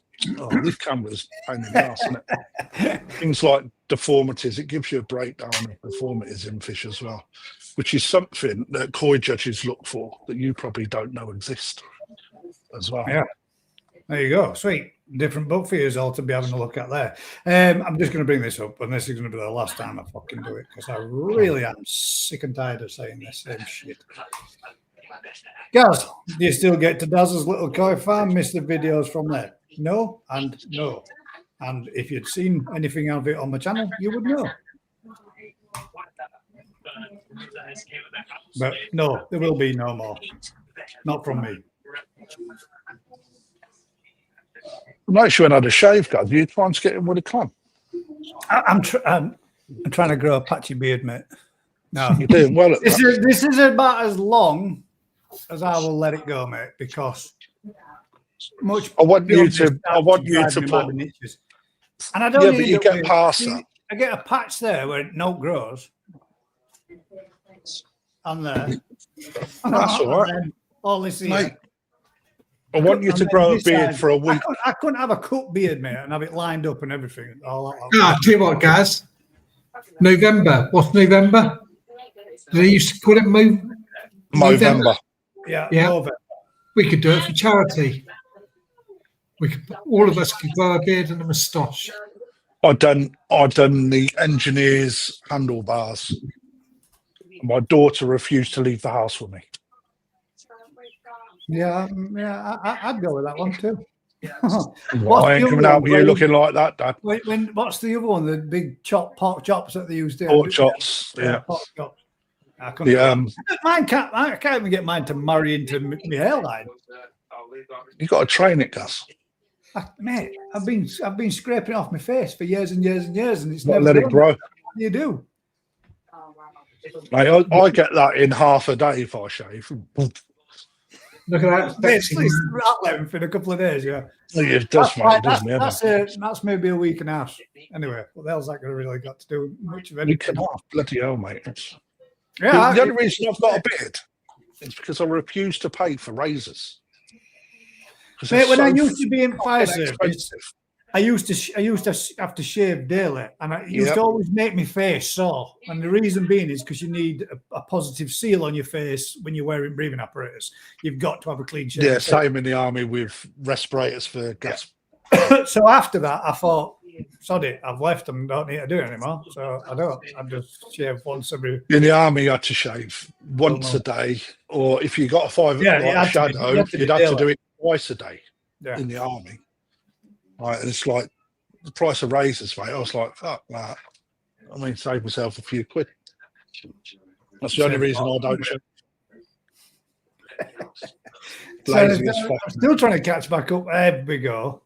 Question: does salt affect liquid test kits results? Not at the dosage that you should keep them. No. There we go. Well, trying to catch back up with where everybody was and where we are up to. I'm going to be off in a minute, guys, anyway, just so you know. Sorry, mate. Dale says, I sent 2 pics on Facebook. Of what, Dale?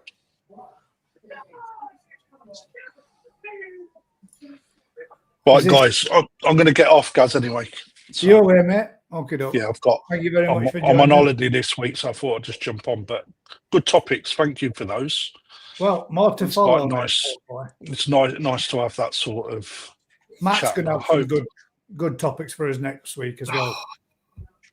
I hope that we can keep that sort of conversation going because that's right up my street. Exactly, mate. That's why I thought it would have. When Kev said it today when we were talking about it at work, I thought that's a good topic that leads into topics and leads into others. So yeah. And Vince says well, you did make it 8 foot bloody deep, and you did. We'll go through whatever we've got here. Is anybody else that would like to join us? Anybody else want to jump on? If you are, just stick your name in comments and I'll drop the link in. Get on, guys. I'll have you on in the background, but thanks for having me on, guys. No worries, mate. I'll see Nice you all one. next week. Will do, bud. Take it easy. Enjoy the rest of your weekend. Safe, Crafty. Week off, mate. Ta-da, guys. Right then. One thing I will mention while we've got the chance and the opportunity, guys, is most of you might have seen is this guy called Lee Hadfield. Some of you may know him as the Koi Soldier. And the Koi Soldier is going to be doing a little bit of a growing event. So for now, I'm just going to bring these little beauties up and I'm going to show you these and bang them out there. These are some high quality showa and kahaku that have been brought up or being brought back to the UK. And they're going to be doing a growing event. Now, I've been asked if I would do the gentleman of, obviously, Lee and exclusively Koi a favour and bring this up and let people out there know that these fish are still available. There's still fish left to be purchased if anybody is interested. And I will bring you the details up as well of the actual breeder and the sizes and the price of these fish. But if anybody wants any more information, you can find it on the Exclusively Koi website page. And you can also find it on the Exclusively Koi Facebook group. And you'll also find a video that's been done by Lee detailing what it is that he's actually going to be doing with these fish, how, what, where, and when. So there are the fish. There are the little stunners themselves. I will bring that off there 1 second, and I shall tell you the details of them. They are Sakai Fish Farm Tosai, and they are average size of 16 to 17 cm. Now, these are going to be grown on your behalf by Mr. Hadfield himself, and they are going to be, hopefully, is wanting to get these fish between 30 and 40 cm, which is something that Lee Hadfield has done on numerous occasions before of his own stuff. And this is going to be part of his new venture and his new build that he's doing within Tafaguchi headquarters. So they will be priced at $495 each and are online for sale right now. So if there's anybody interested, if you want any more details, you can either contact me, Kev, or Ryan, or Lee direct, and all of us will point you in the right direction. If you want to just drop me a message or drop us a direct link, drop us a Facebook message, whatever it might be. If I can help you out and I can point you in the right direction and we can bump a little few of these orders through to help Lee with his new growing that he's doing, then jobs are good. So there you go, guys. And I shall see those fish tomorrow. Right then, let's see if we can find fireworks and ponds. This is a topic. This is a topic that I questioned this because I seen Dave saying he was putting on his pond covers because of fireworks. Now I live on an housing estate, which is, you know, I've got neighbours all around, and throughout the winter months, the darker autumn months, there are fireworks going off left, right, and centre. And you heard me saying earlier on there that dogs just gone outside and there are fireworks still going off. Is this something that's bad? Or I said to Dave, do you have a lot of fireworks go off around your area? And he said that last year he had, or years gone by, he had his pond covers on, and when he come out in the morning, the top of his pond covers were covered in bits of black bits, and you know, I would guess it's going to be gunpowder and bits like that, or rocket sticks and everything else. Is it something that's a bad thing for fish? A lot of people think that they get highly stressed over it, disturbs them, spooks them. And I think there's people that have even said the amount of stuff that can fall in your pond can alter the parameters of your water. What do you think?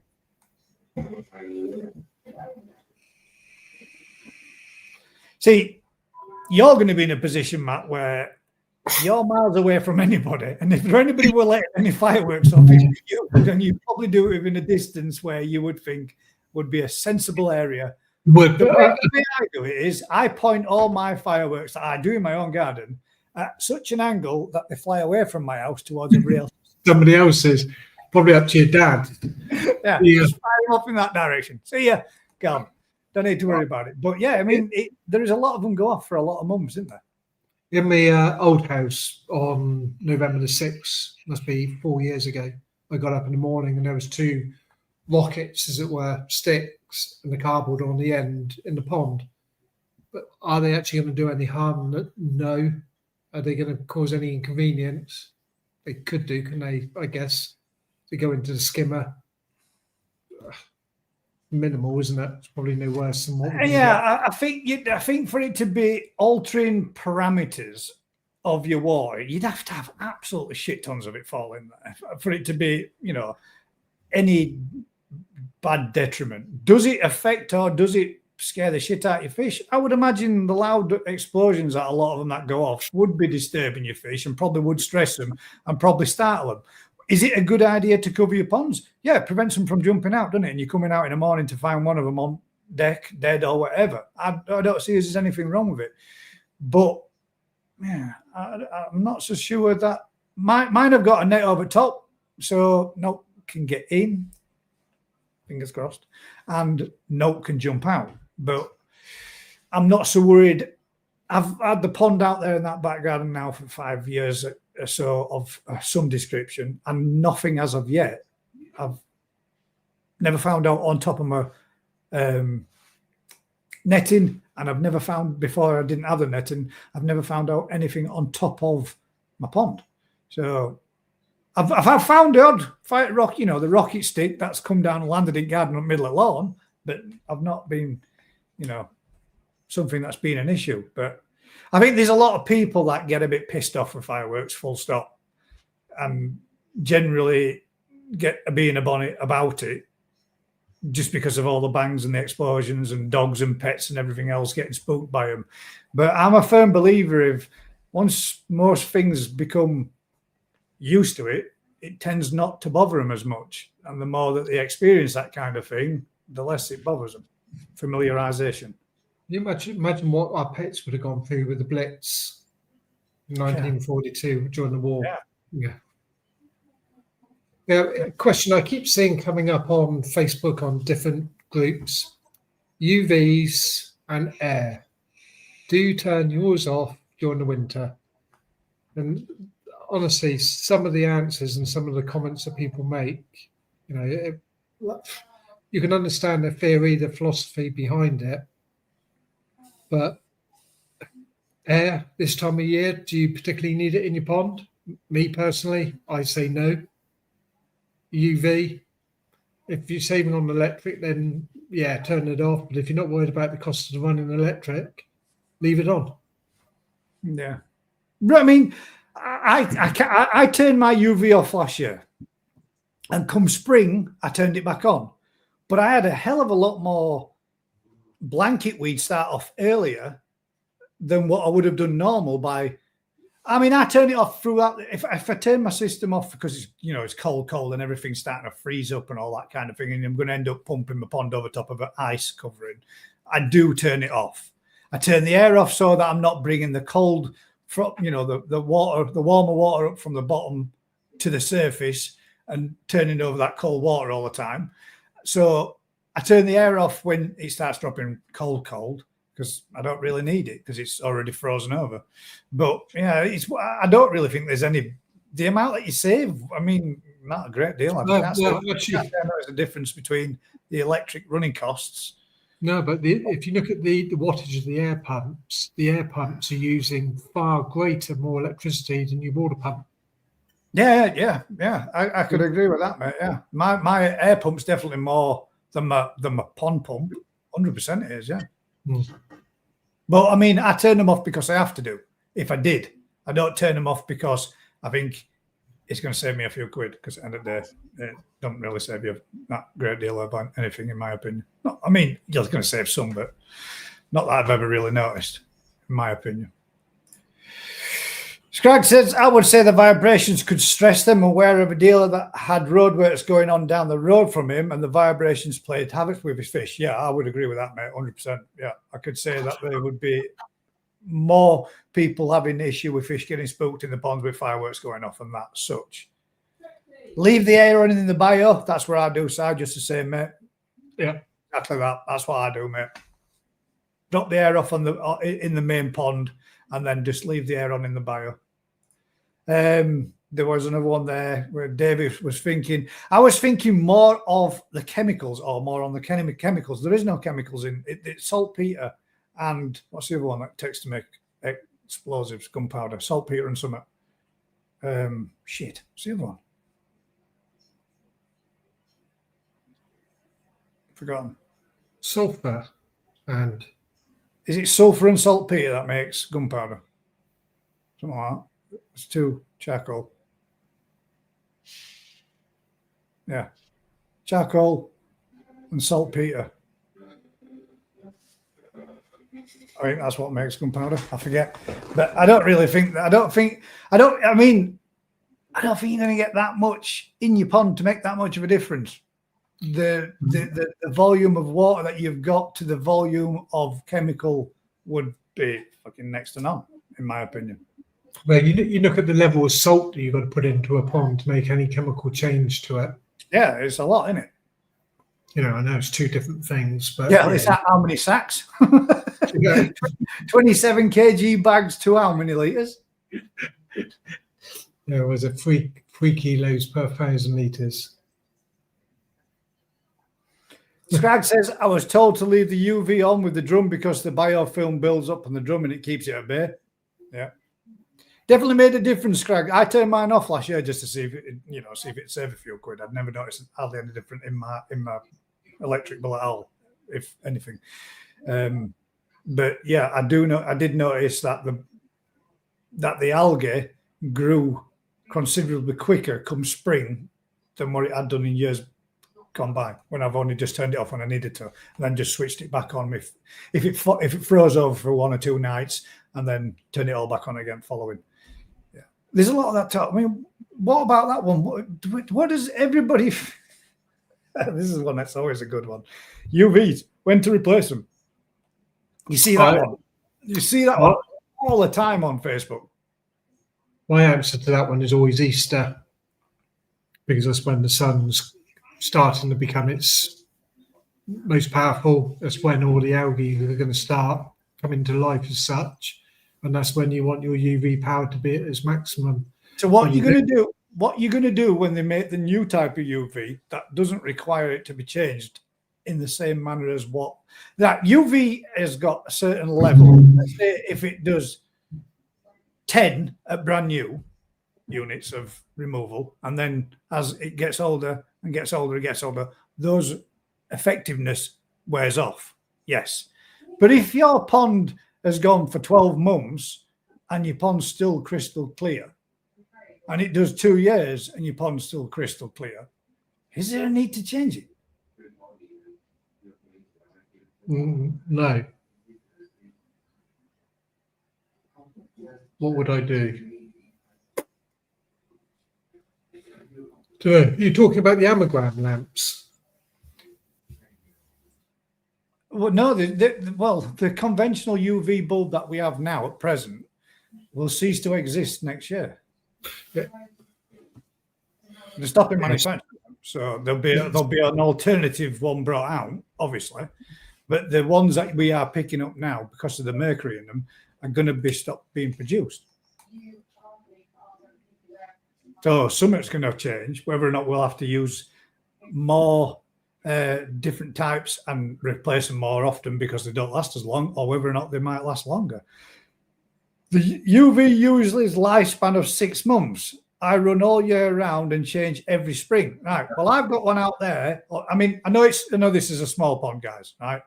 But this has been in there 2.5 years. It's still keeping my pond crystal clear. The ones that I've got in my main pond, I've got 2. I run one which is 16 watt and an 11 watt. And they've both been in over 12 months and the pond's still crystal clear.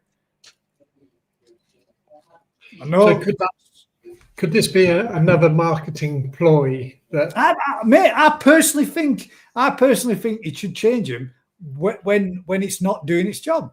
if you notice that your pond has gone from being crystal clear and it starts to go in, you start to see a little bit of a green tinge to it, or you start to see it starting to alter and not be as effective, then change it. Why just go with what the manufacturer says and say, oh, well, we say as a manufacturer, which is technically not the manufacturer of the bulb, it's the manufacturer of the UV unit that you're using specifying that you should change it, not the actual producer of said bulb saying that you should change it, then why change it? Because it's got X amount of running hours. That's how they're manufactured. But it's the manufacturers of the UV units that are telling you that they need to be replaced 6 monthly, not the actual manufacturer of the bulb. They say, let's say 24,000 hours, wherever it might be. And if you've not had it on for 24,000 hours and it's still working, why replace it? Just because 6 months has elapsed. It's, Gaz, you are definitely a Yorkshire guy. I am, 100%.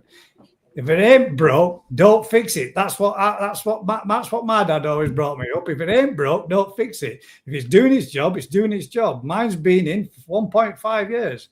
Coitax would say 6 months. Electrical shops, when it goes. There you go, Scrag. That's exactly my point, mate. I've seen, I used to do, years ago, I did a little bit of a temporary job working for UK Mail. And I used to go to a place to pick up boxes and boxes full of light bulbs. And they used to have these little, I'm saying a little, a massive big warehouse. And there was shit tons of light bulbs on, continuous. And they were just in little racks, all set up on systems. And they were all just being tested. And they were constantly running on for, years that I saw. Don't know how often they changed those bulbs, but they had running tests for them. And they turned around and said that these have X amount of lifespan hours. And UVs are no different. They've got exactly the same thing. They go through the same tests and they got the same amount of life expectancy as any other bulb. And manufacturers are stipulating, let's say, it's just an example. I'm not saying it is, but let's say if it was 36,000 hours of running time and then it's not working to its optimal performance, needs to be replaced. If 6 months doesn't come into that criteria, why do we do it just because some manufacturers are selling them us in UV units say 6 monthly? I think it's crazy.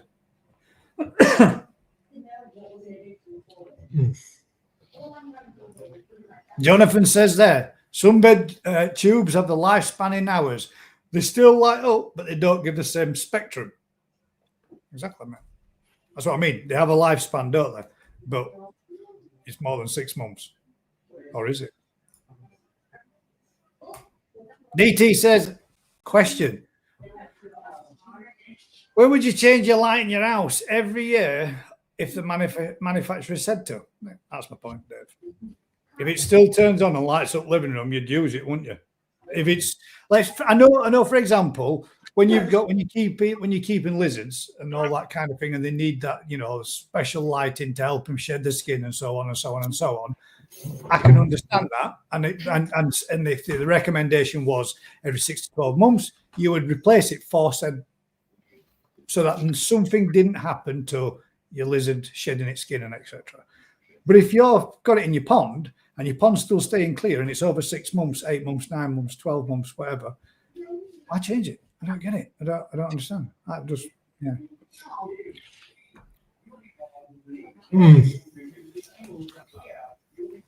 Because and the reason why I say it is we were doing some services and we were changing bulbs and we were going around and pulled one out and I said, well, we definitely got his money out of that one. That one's blown. But sometimes you can put a bulb in, it do 3 months and then it'll blow. Obviously, then you're going to need to replace it. I still want to know why UV tube is so expensive. It's just a standard tube without coating on it on the glass, so it's easier to produce the fluorescent lamp. Making less of them. Yeah, well, they're going to be changing though. I read it a couple of years ago, and I'm sure it said 2026 that it was going to be a case, and it would be coming to an end. Did I miss anything else? Have we got any more questions? All right. There you go. George says, Gaz, my UV has been in for a year now, and it's still going strong. My advice would be, don't change it until you need to do. Oh, Jonathan put something in. What? I saw that earlier. There was something about work van. Hang about. Where is it, Jonathan? Where was that comment?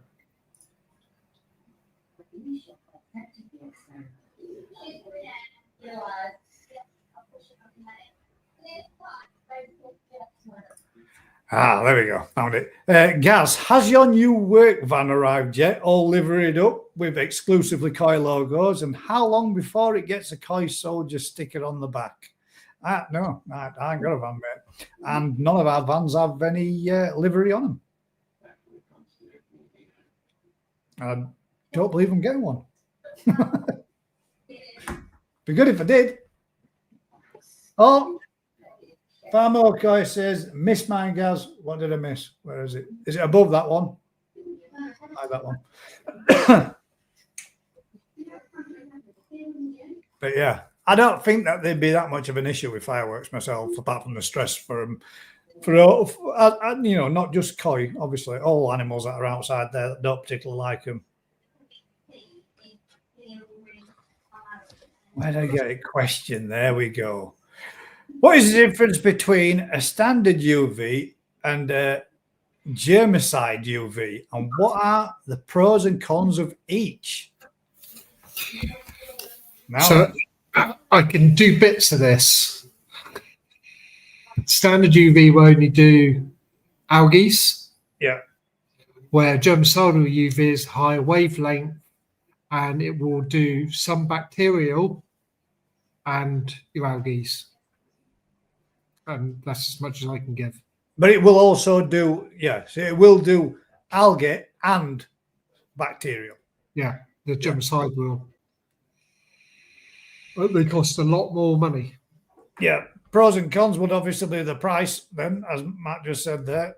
Why did I point that there? Is that right? You got that right then. I got it right, didn't I? So it's Yeah. opposite. Yeah, I did. There you go. Shit. Just made myself look a knob. It always, my camera won't whizzing round over way, so it always looks right. I'm pointing the right way. So yeah, pros and cons would be, one, you get a benefit of two, both certain types of bacteria which can be killed with it, and the other pro would be does your algae. So when we talk about the manufacturers, how they manipulate the market. So I won't mention the name. Here goes a sponsorship.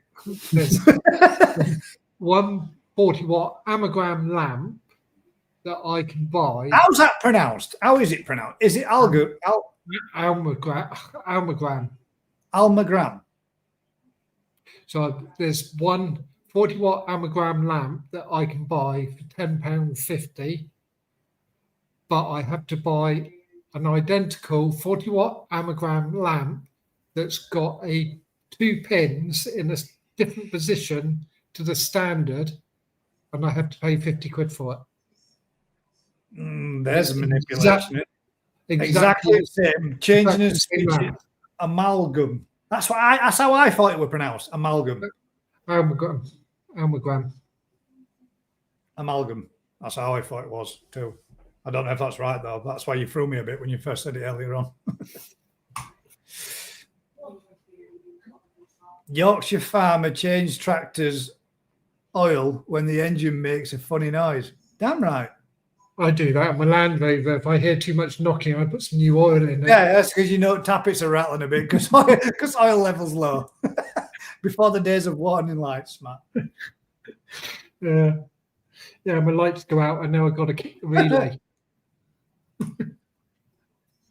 When would you change the bulb in your house? Yeah, when it doesn't work anymore. That's Barbara. That's it. But you're singing from my inbox there, 100%. Yeah. If it broke, don't fix it. That's my point. My tube.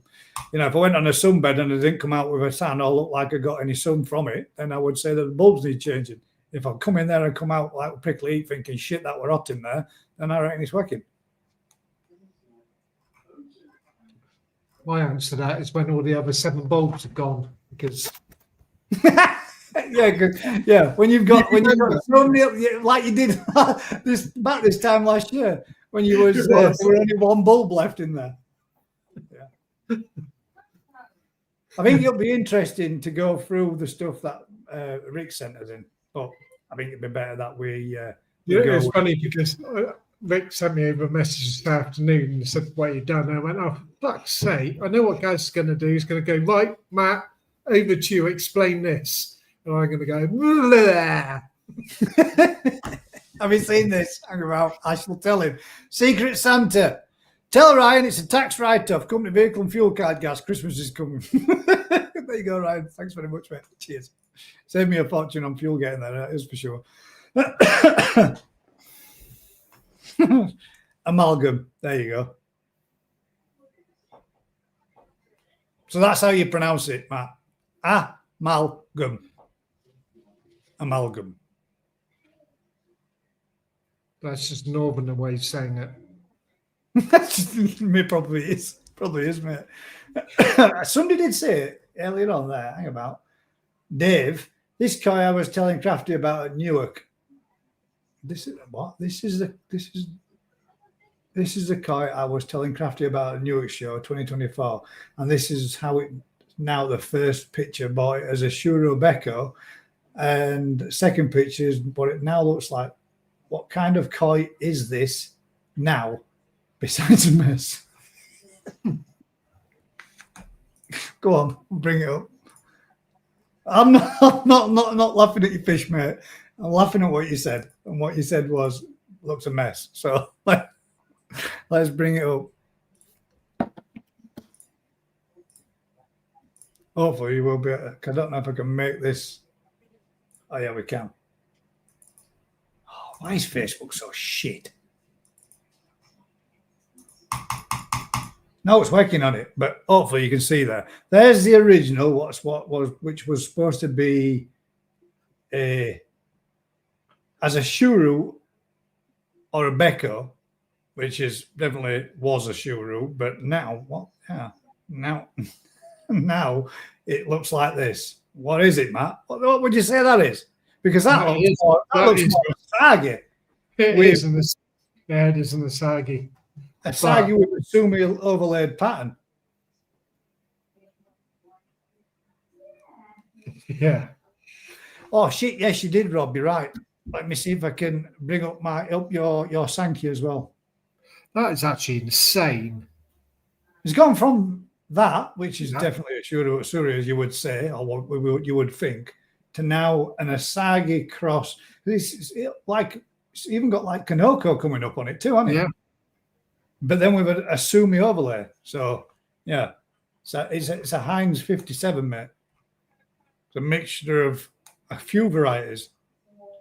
It's funny because none of the underlining sumi on the original smaller fish. No, nothing at all. Has actually come through. It's only the pronounced. But you can see what looks like the original. Yeah. What's come through? That, what's come through is that the younger fish has stayed there solid as the adult fish, but it's definitely. Well, you could definitely say there's not a name for that fish. Way to look at it, Dale, is do you like it? It looks real quirky. Yeah, it's something different, isn't it? It's a weird and wonderful, as Vince would say. It's definitely weird. And it's definitely changed a heck of a lot from what it was. But you can see you could see what was coming by looking at that picture. I know it's not very good quality, and I can't get any bigger for some reason because it won't grow. I don't know what's going on with Facebook, man, but it's wank. But yeah. Susan says she's got one that I'll stop sharing that. Matt, you're gonna have to fill. I need to see if I can bring up this fish. I can't remember my fucking login. I use this so often, don't I? Bear with me 1 minute. Let me see. I'm gonna have to do this. I'm gonna have to leave Matt. This is gonna throw him now. So I'm gonna have to leave Matt and then see if I can get it off my phone. Oh, damn you, man.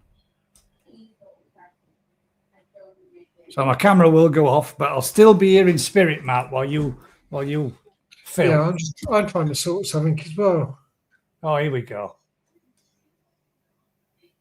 Bear me a second. This is why I don't normally like to do it this way. That's why Susan needs to get on Facebook. Then I don't need to do this kind of stuff while mid-show. It better be worth it now. That's all I'm saying.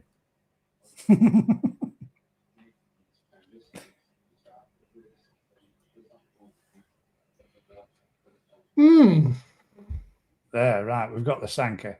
Can I say?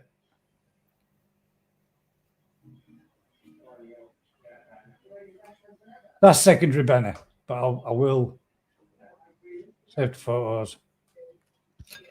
Save the photos. See that question from Tony on the air pumps?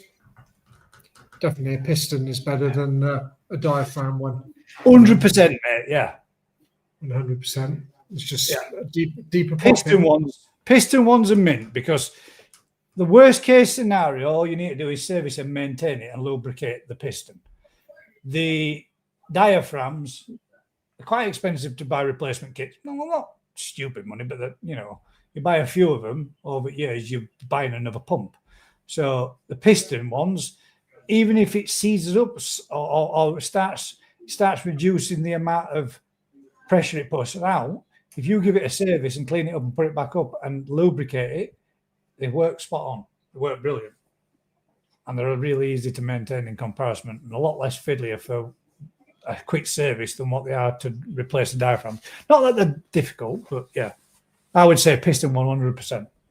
So on an air pump, you ain't going to know the answer to this one, but we can guess.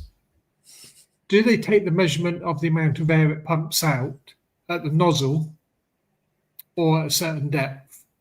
Because I've had two pumps, both pumping 70 litres per hour, one brand and another brand, and I can definitely see the difference, dramatic difference between one pump and the other pump.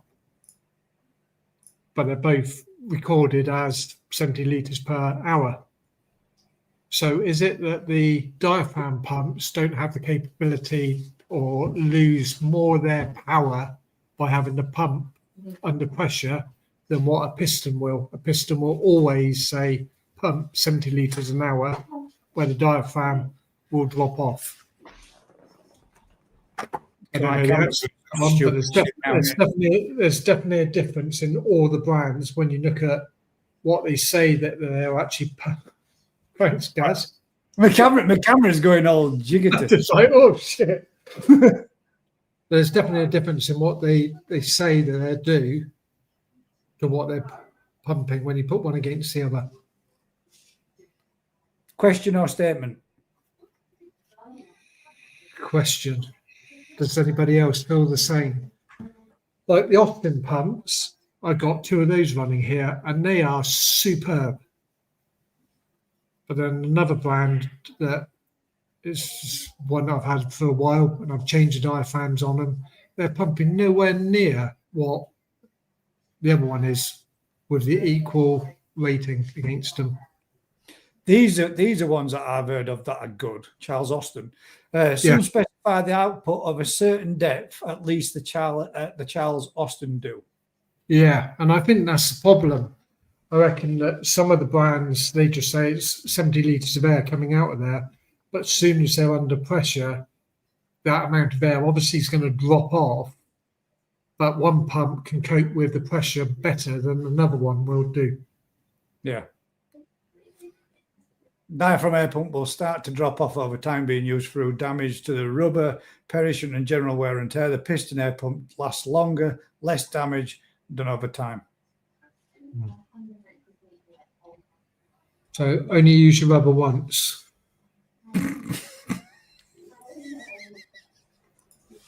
Sorry. What's going on with my camera, Matt? I knew I shouldn't have dropped off and come back on again. Your camera's working fine. To me, it should. I don't know if it is to you guys, but let me know if it is. To me, this looks like my camera's going right, jerking. Oh yeah, it did done a bit. Yeah. Damn it. The best thing to do, guys, is not move. Just keep talking, but don't move. Keep talking and don't move. Yeah. And I don't look like I'm talking. Your cam is juddering. Right. Thank you very much, Craigs. Appreciate it, mate. Let's get that off. Turn that off. I thought it was. Couldn't tell if it was just my side. Bring that back up. Matt, I'm still here. I can see you. Don't panic. There we go. Is that better? No, is it fuck? Just oh well, never mind. The cam is juddering. The only way to do it is to drop off and come back, and that really will freak Matt out if I leave him here. Well, I don't mind if you can keep me small, but don't put me on full screen. I do. I can't. If I well, hang about. Can I? Can I make you smaller? I can do that. Yeah, that's right. Is that better? Yeah, but when you disappear, I'm going to go big. Do that one. No. Do that one. And that one. Yeah, if I drop off, there's no point for what there is left of the show anyway. Right, let's see if I can now bring up Susan's fish because I've downloaded them. Where the heck did they go?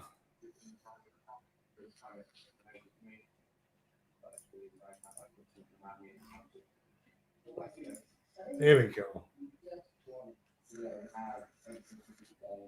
And sod's law, it didn't make it bloody big. So there we are. Let's share it second monitor. That is definitely secondary Benny.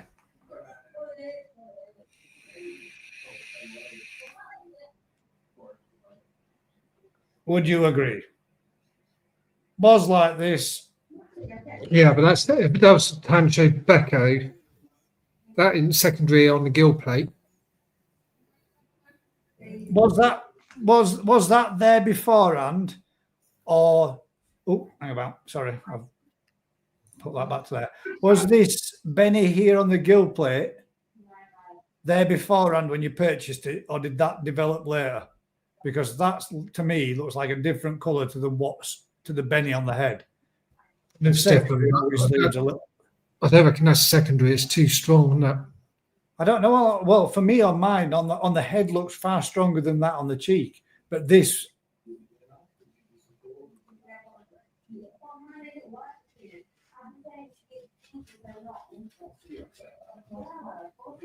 red head was always there. Gill plates came later. There you go. Thank you very much.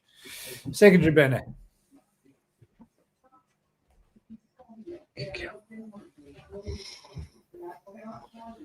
Just this season, have you been feeding a bit more colour food?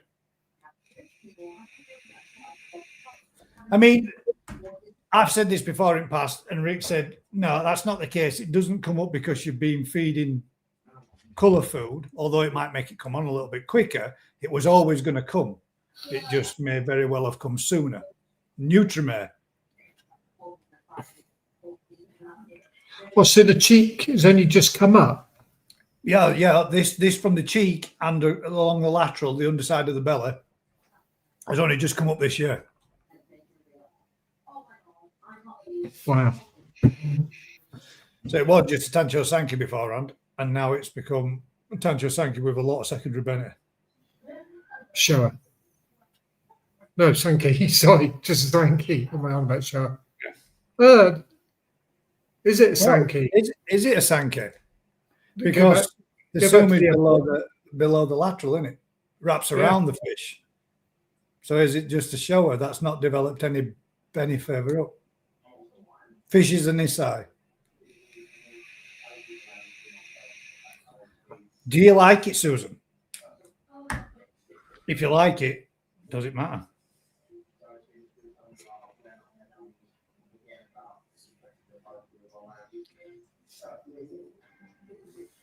Sorry, I'm just reading. I love it. There you go then. Does it really matter? This is how much it matters. Not at all. And if it graces your pond and you like it, that's all I think it's all about, isn't it? I've got one or two fish in my pond that I'm not even sure what they are. but I won't get rid of it just because I like it. There's got one little patch of sumi on it that I really wish wasn't there, but I'm not so sure if that little patch of sumi might turn into a more of a. I'm pretty sure it's a Ginrin Garomo, but it's not a very good one.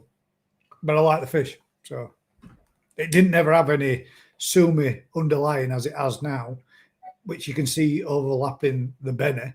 It did when I first got it, just looked like a multiple stepped Ginrin Kahaku, but now it looks so much different to what it did when I got it. But I won't get rid of it because I really do like it. It's not a very good fish, but I enjoy looking at it in the pond. And I think that's what it's all about when you're not showing and the rest of it. Let's shut that down, see if it makes any difference. See what happens when I turn my camera off so that I can go there to do these things for you, Susan. Now you've got to watch me looking up like Robot Bob. Actually, Gaz, to do a big change of fish, the quality of fish, can you bring up those 2 videos I sent you last week? Oh. With the Shinoda Hitsuis?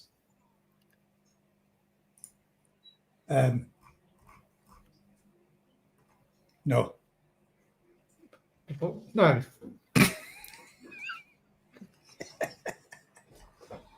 No, because you know what? I've scrolled back up and it's just spinning and spinning and spinning and spinning. Oh, damn it. See if you can. Hang about. Let's see if I can shut this down again. Oh, It's doing me titting, Matt. you're still there, but oh, Yes. That's it. Thank God for that. That was driving me mad. You have to send them through again, mate, because I don't know why I can't bring up anything. I can't bring up anything on Facebook. It's not working, even if I refresh it. Oh, I'll refresh it and it brings up the big picture of that gentleman's fish now. Yeah.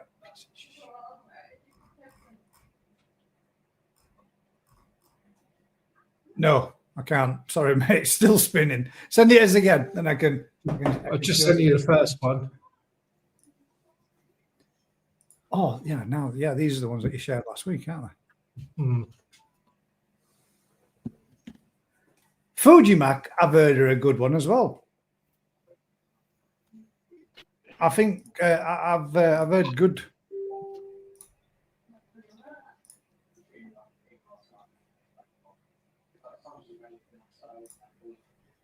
All right. Oh, wow. Go for it. Come on. There we go. Right. So 9 months difference, Caesar. So we've got that one. Oh, where's it going to be? Yeah, that's the one I sent you tonight. That there I am with a moustache. Sorry, I went wrong way, Matt. But I wanted to show everybody you with your dodgy mustachio. And then this is what they became after what? Now 9 months later. 9 months. Oh my God, mate. And they are Shinodas, aren't they? The Shinodas, yeah. Yeah. So the same 5 fish, 9 months different from that.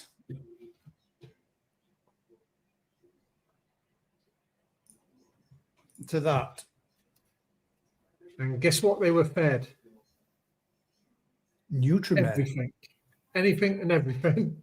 Anything. Oh, I thought you were going to say Nutriment then. That wasn't the end. No, there wasn't. No. No, they were They went literally, yeah, they were just fed anything that could come by. Coppins, Newtonmare, anything, literally. We don't know whether, because yours have done the same, haven't they, Gaz? Ours have done well. We were looking at ours, mate. Me and Kev today, and we were thinking that perhaps the Benny has softened a little bit. Not as it's not as vibrant as it was, and we were thinking about just giving them a little bit of colour, just to peak. No, I don't know that. I can't tell if it's the water. To be fair, whether or not, because when they're in a blue bowl, they look mint, but when they're in the vat, they look less so. But I think it might be a case of taking them back out and have a look in a nice blue bowl and seeing if they react different. I think it's because that particular vat that they're in has got a lot of green algae all the way around it, and they're shifting the colour a little bit to suit their environment. Because when we put them, when I had them in a bowl to take photographs of them, and they looked as vibrant as that, man, they really did. And Kev was saying, I can't understand why. Well, I think we should, Kev, I think we should ball them up tomorrow and have a look at a few of them in blue ball and see if that vibrancy comes back. And I would do, because literally, if I let them go and put them into the tanks, they don't look anything like that at all. Yeah. So when they're in a blue ball, they pop. Yeah. And the surface. So if they're not deep in the ponds, but if they're 12 inches down in the water, they just look. They look okay. But certainly in the bowl, they're banging. Yeah. You see, I quite wasn't this week, but last week, I photographed up 40 odd of them, 30 odd, 40 odd of them. And on the photos, they look absolutely mint. Look really good, really bright, really vibrant. But when we were looking at them in vat today, we're like, do they look a little bit different to you? But I reckon it's out of I know Rick said it quite a few times, depending on certain types of certain varieties, when they're in an environment, they'll alter the colorations to suit more as a camouflage type thing, like mirror cap do. But these, I think they were one of the polytunnels over at Rick. So when I bought them last year, I didn't have the space for them to give them what they needed to get them up to that size. So there you go. How much are they, Matt? 250. 250 each, Tony. That's not 250 for the bowl.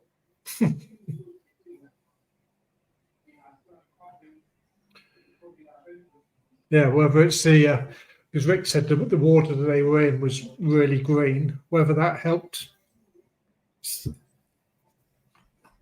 Jonathan says, I think bowling and photoing koi is a dark art of its own. I'm sure some in Japan use trickery and Photoshop to hide secondary benny, etc., etc. I'm 100% sure they do, mate. Yeah. And I think a lot of times, I think even to a degree, when a photo is taken of something like, a quality fish, and I'm not talking about dealers, I'm talking like, let's say, for example, any fish that might have been photographed for a grand champion, there'll be a level of editing to make that fish look pristine, because it deserves to be. Nobody takes a picture and just goes, that'll do. No, and I'll be honest with you, when I've been stood there and I'm filming a fish in the bowl and I'm looking at the fish that I'm recording and I'm looking at my camera, the picture I'm seeing on the camera is different to what I'm actually looking at. Yeah. And you can see it change from different particular fish, that, especially with the here at Surrey's, the red is more vibrant than what you're actually seeing in the bowl. Yeah, honestly, Matt, if I wish you were sat here right now, that on my 2K monitor, on this one, they look good, mate. But on this 4K monitor, they look fucking mint. Yeah. The chart, I mean, if I can show you, I don't know if I can show you. Hopefully you'll be able to do that, move that. Right. If you look how vibrant they look there, now how deep this red looks here on the, the background, and then look at them on that one. Look at that. Yeah. That's orange. And that's red. And that's orange. And that's just going from a 2K monitor to a 4K monitor. So I can understand what you're saying by saying the sense of what you're seeing with your eye to what you see with your camera is there's a noticeable difference. But they are more the red and the orange. Yeah. Definitely. Yeah, that's weird. But yeah, but if you go back to them in that state, they were in. What was it you said last week? They were insipid. Yeah.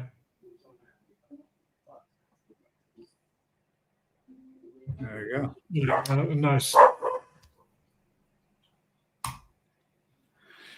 Right then, mate. I think we're going to call it a do, ladies and gents. Let me just make sure I haven't missed anything else. Vince, would you like unusual fish, Vince, you like unusual fish. What would you call my weird pattern sanke? I would say it was sanke with secondary benny. That's what I would say. But we'll see. Actually, yeah, Vince, do. I'll forward it to Vince. I've got them pictures on my phone, mate. I'll forward them, yeah? And then ask Rick tomorrow, see what he says. No. I can do that for you, Susan. I'll forward him on. So he said, unless you want his email address, switch, whatever, but don't do it on here. If not, I'll just forward him straight through to him. And on that note, ladies and gents, we are going to turn around and say my Facebook page looks absolutely massive. That's a bit weird. Make that smaller again. And on that note, ladies and gents, I'm going to say thank you very much, everybody, for joining us this evening. I hope Rick and your lovely wife have had a fantastic evening. If anybody would like to join us next week, when I post a comment in the Facebook group, just stick in. If you'd like to join us and jump in and have a natter and a chat with us, you're more than welcome. Usual thing, guys. If you've been enjoying this kind of content, do us a huge favor. Like, share, subscribe. Tell a friend. Why not give it a hype? Till then, keep smiling, guys, and we'll catch you on the next one. Good night. all. Good night. You ready, Matt? I'm We're ready. going. You ready? Let's go. Now.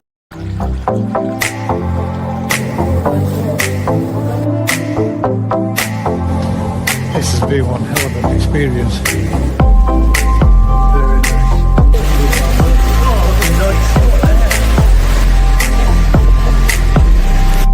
Have a look at that.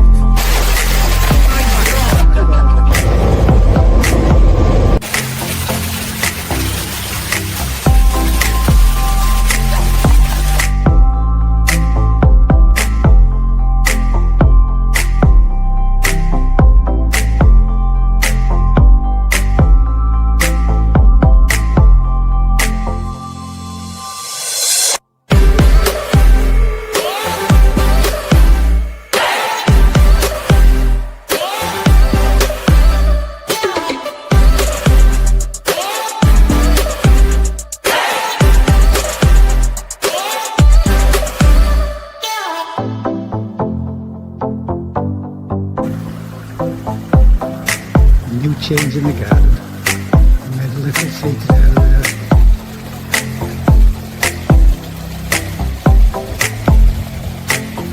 Into the little bush. So you can sit inside. And the other family.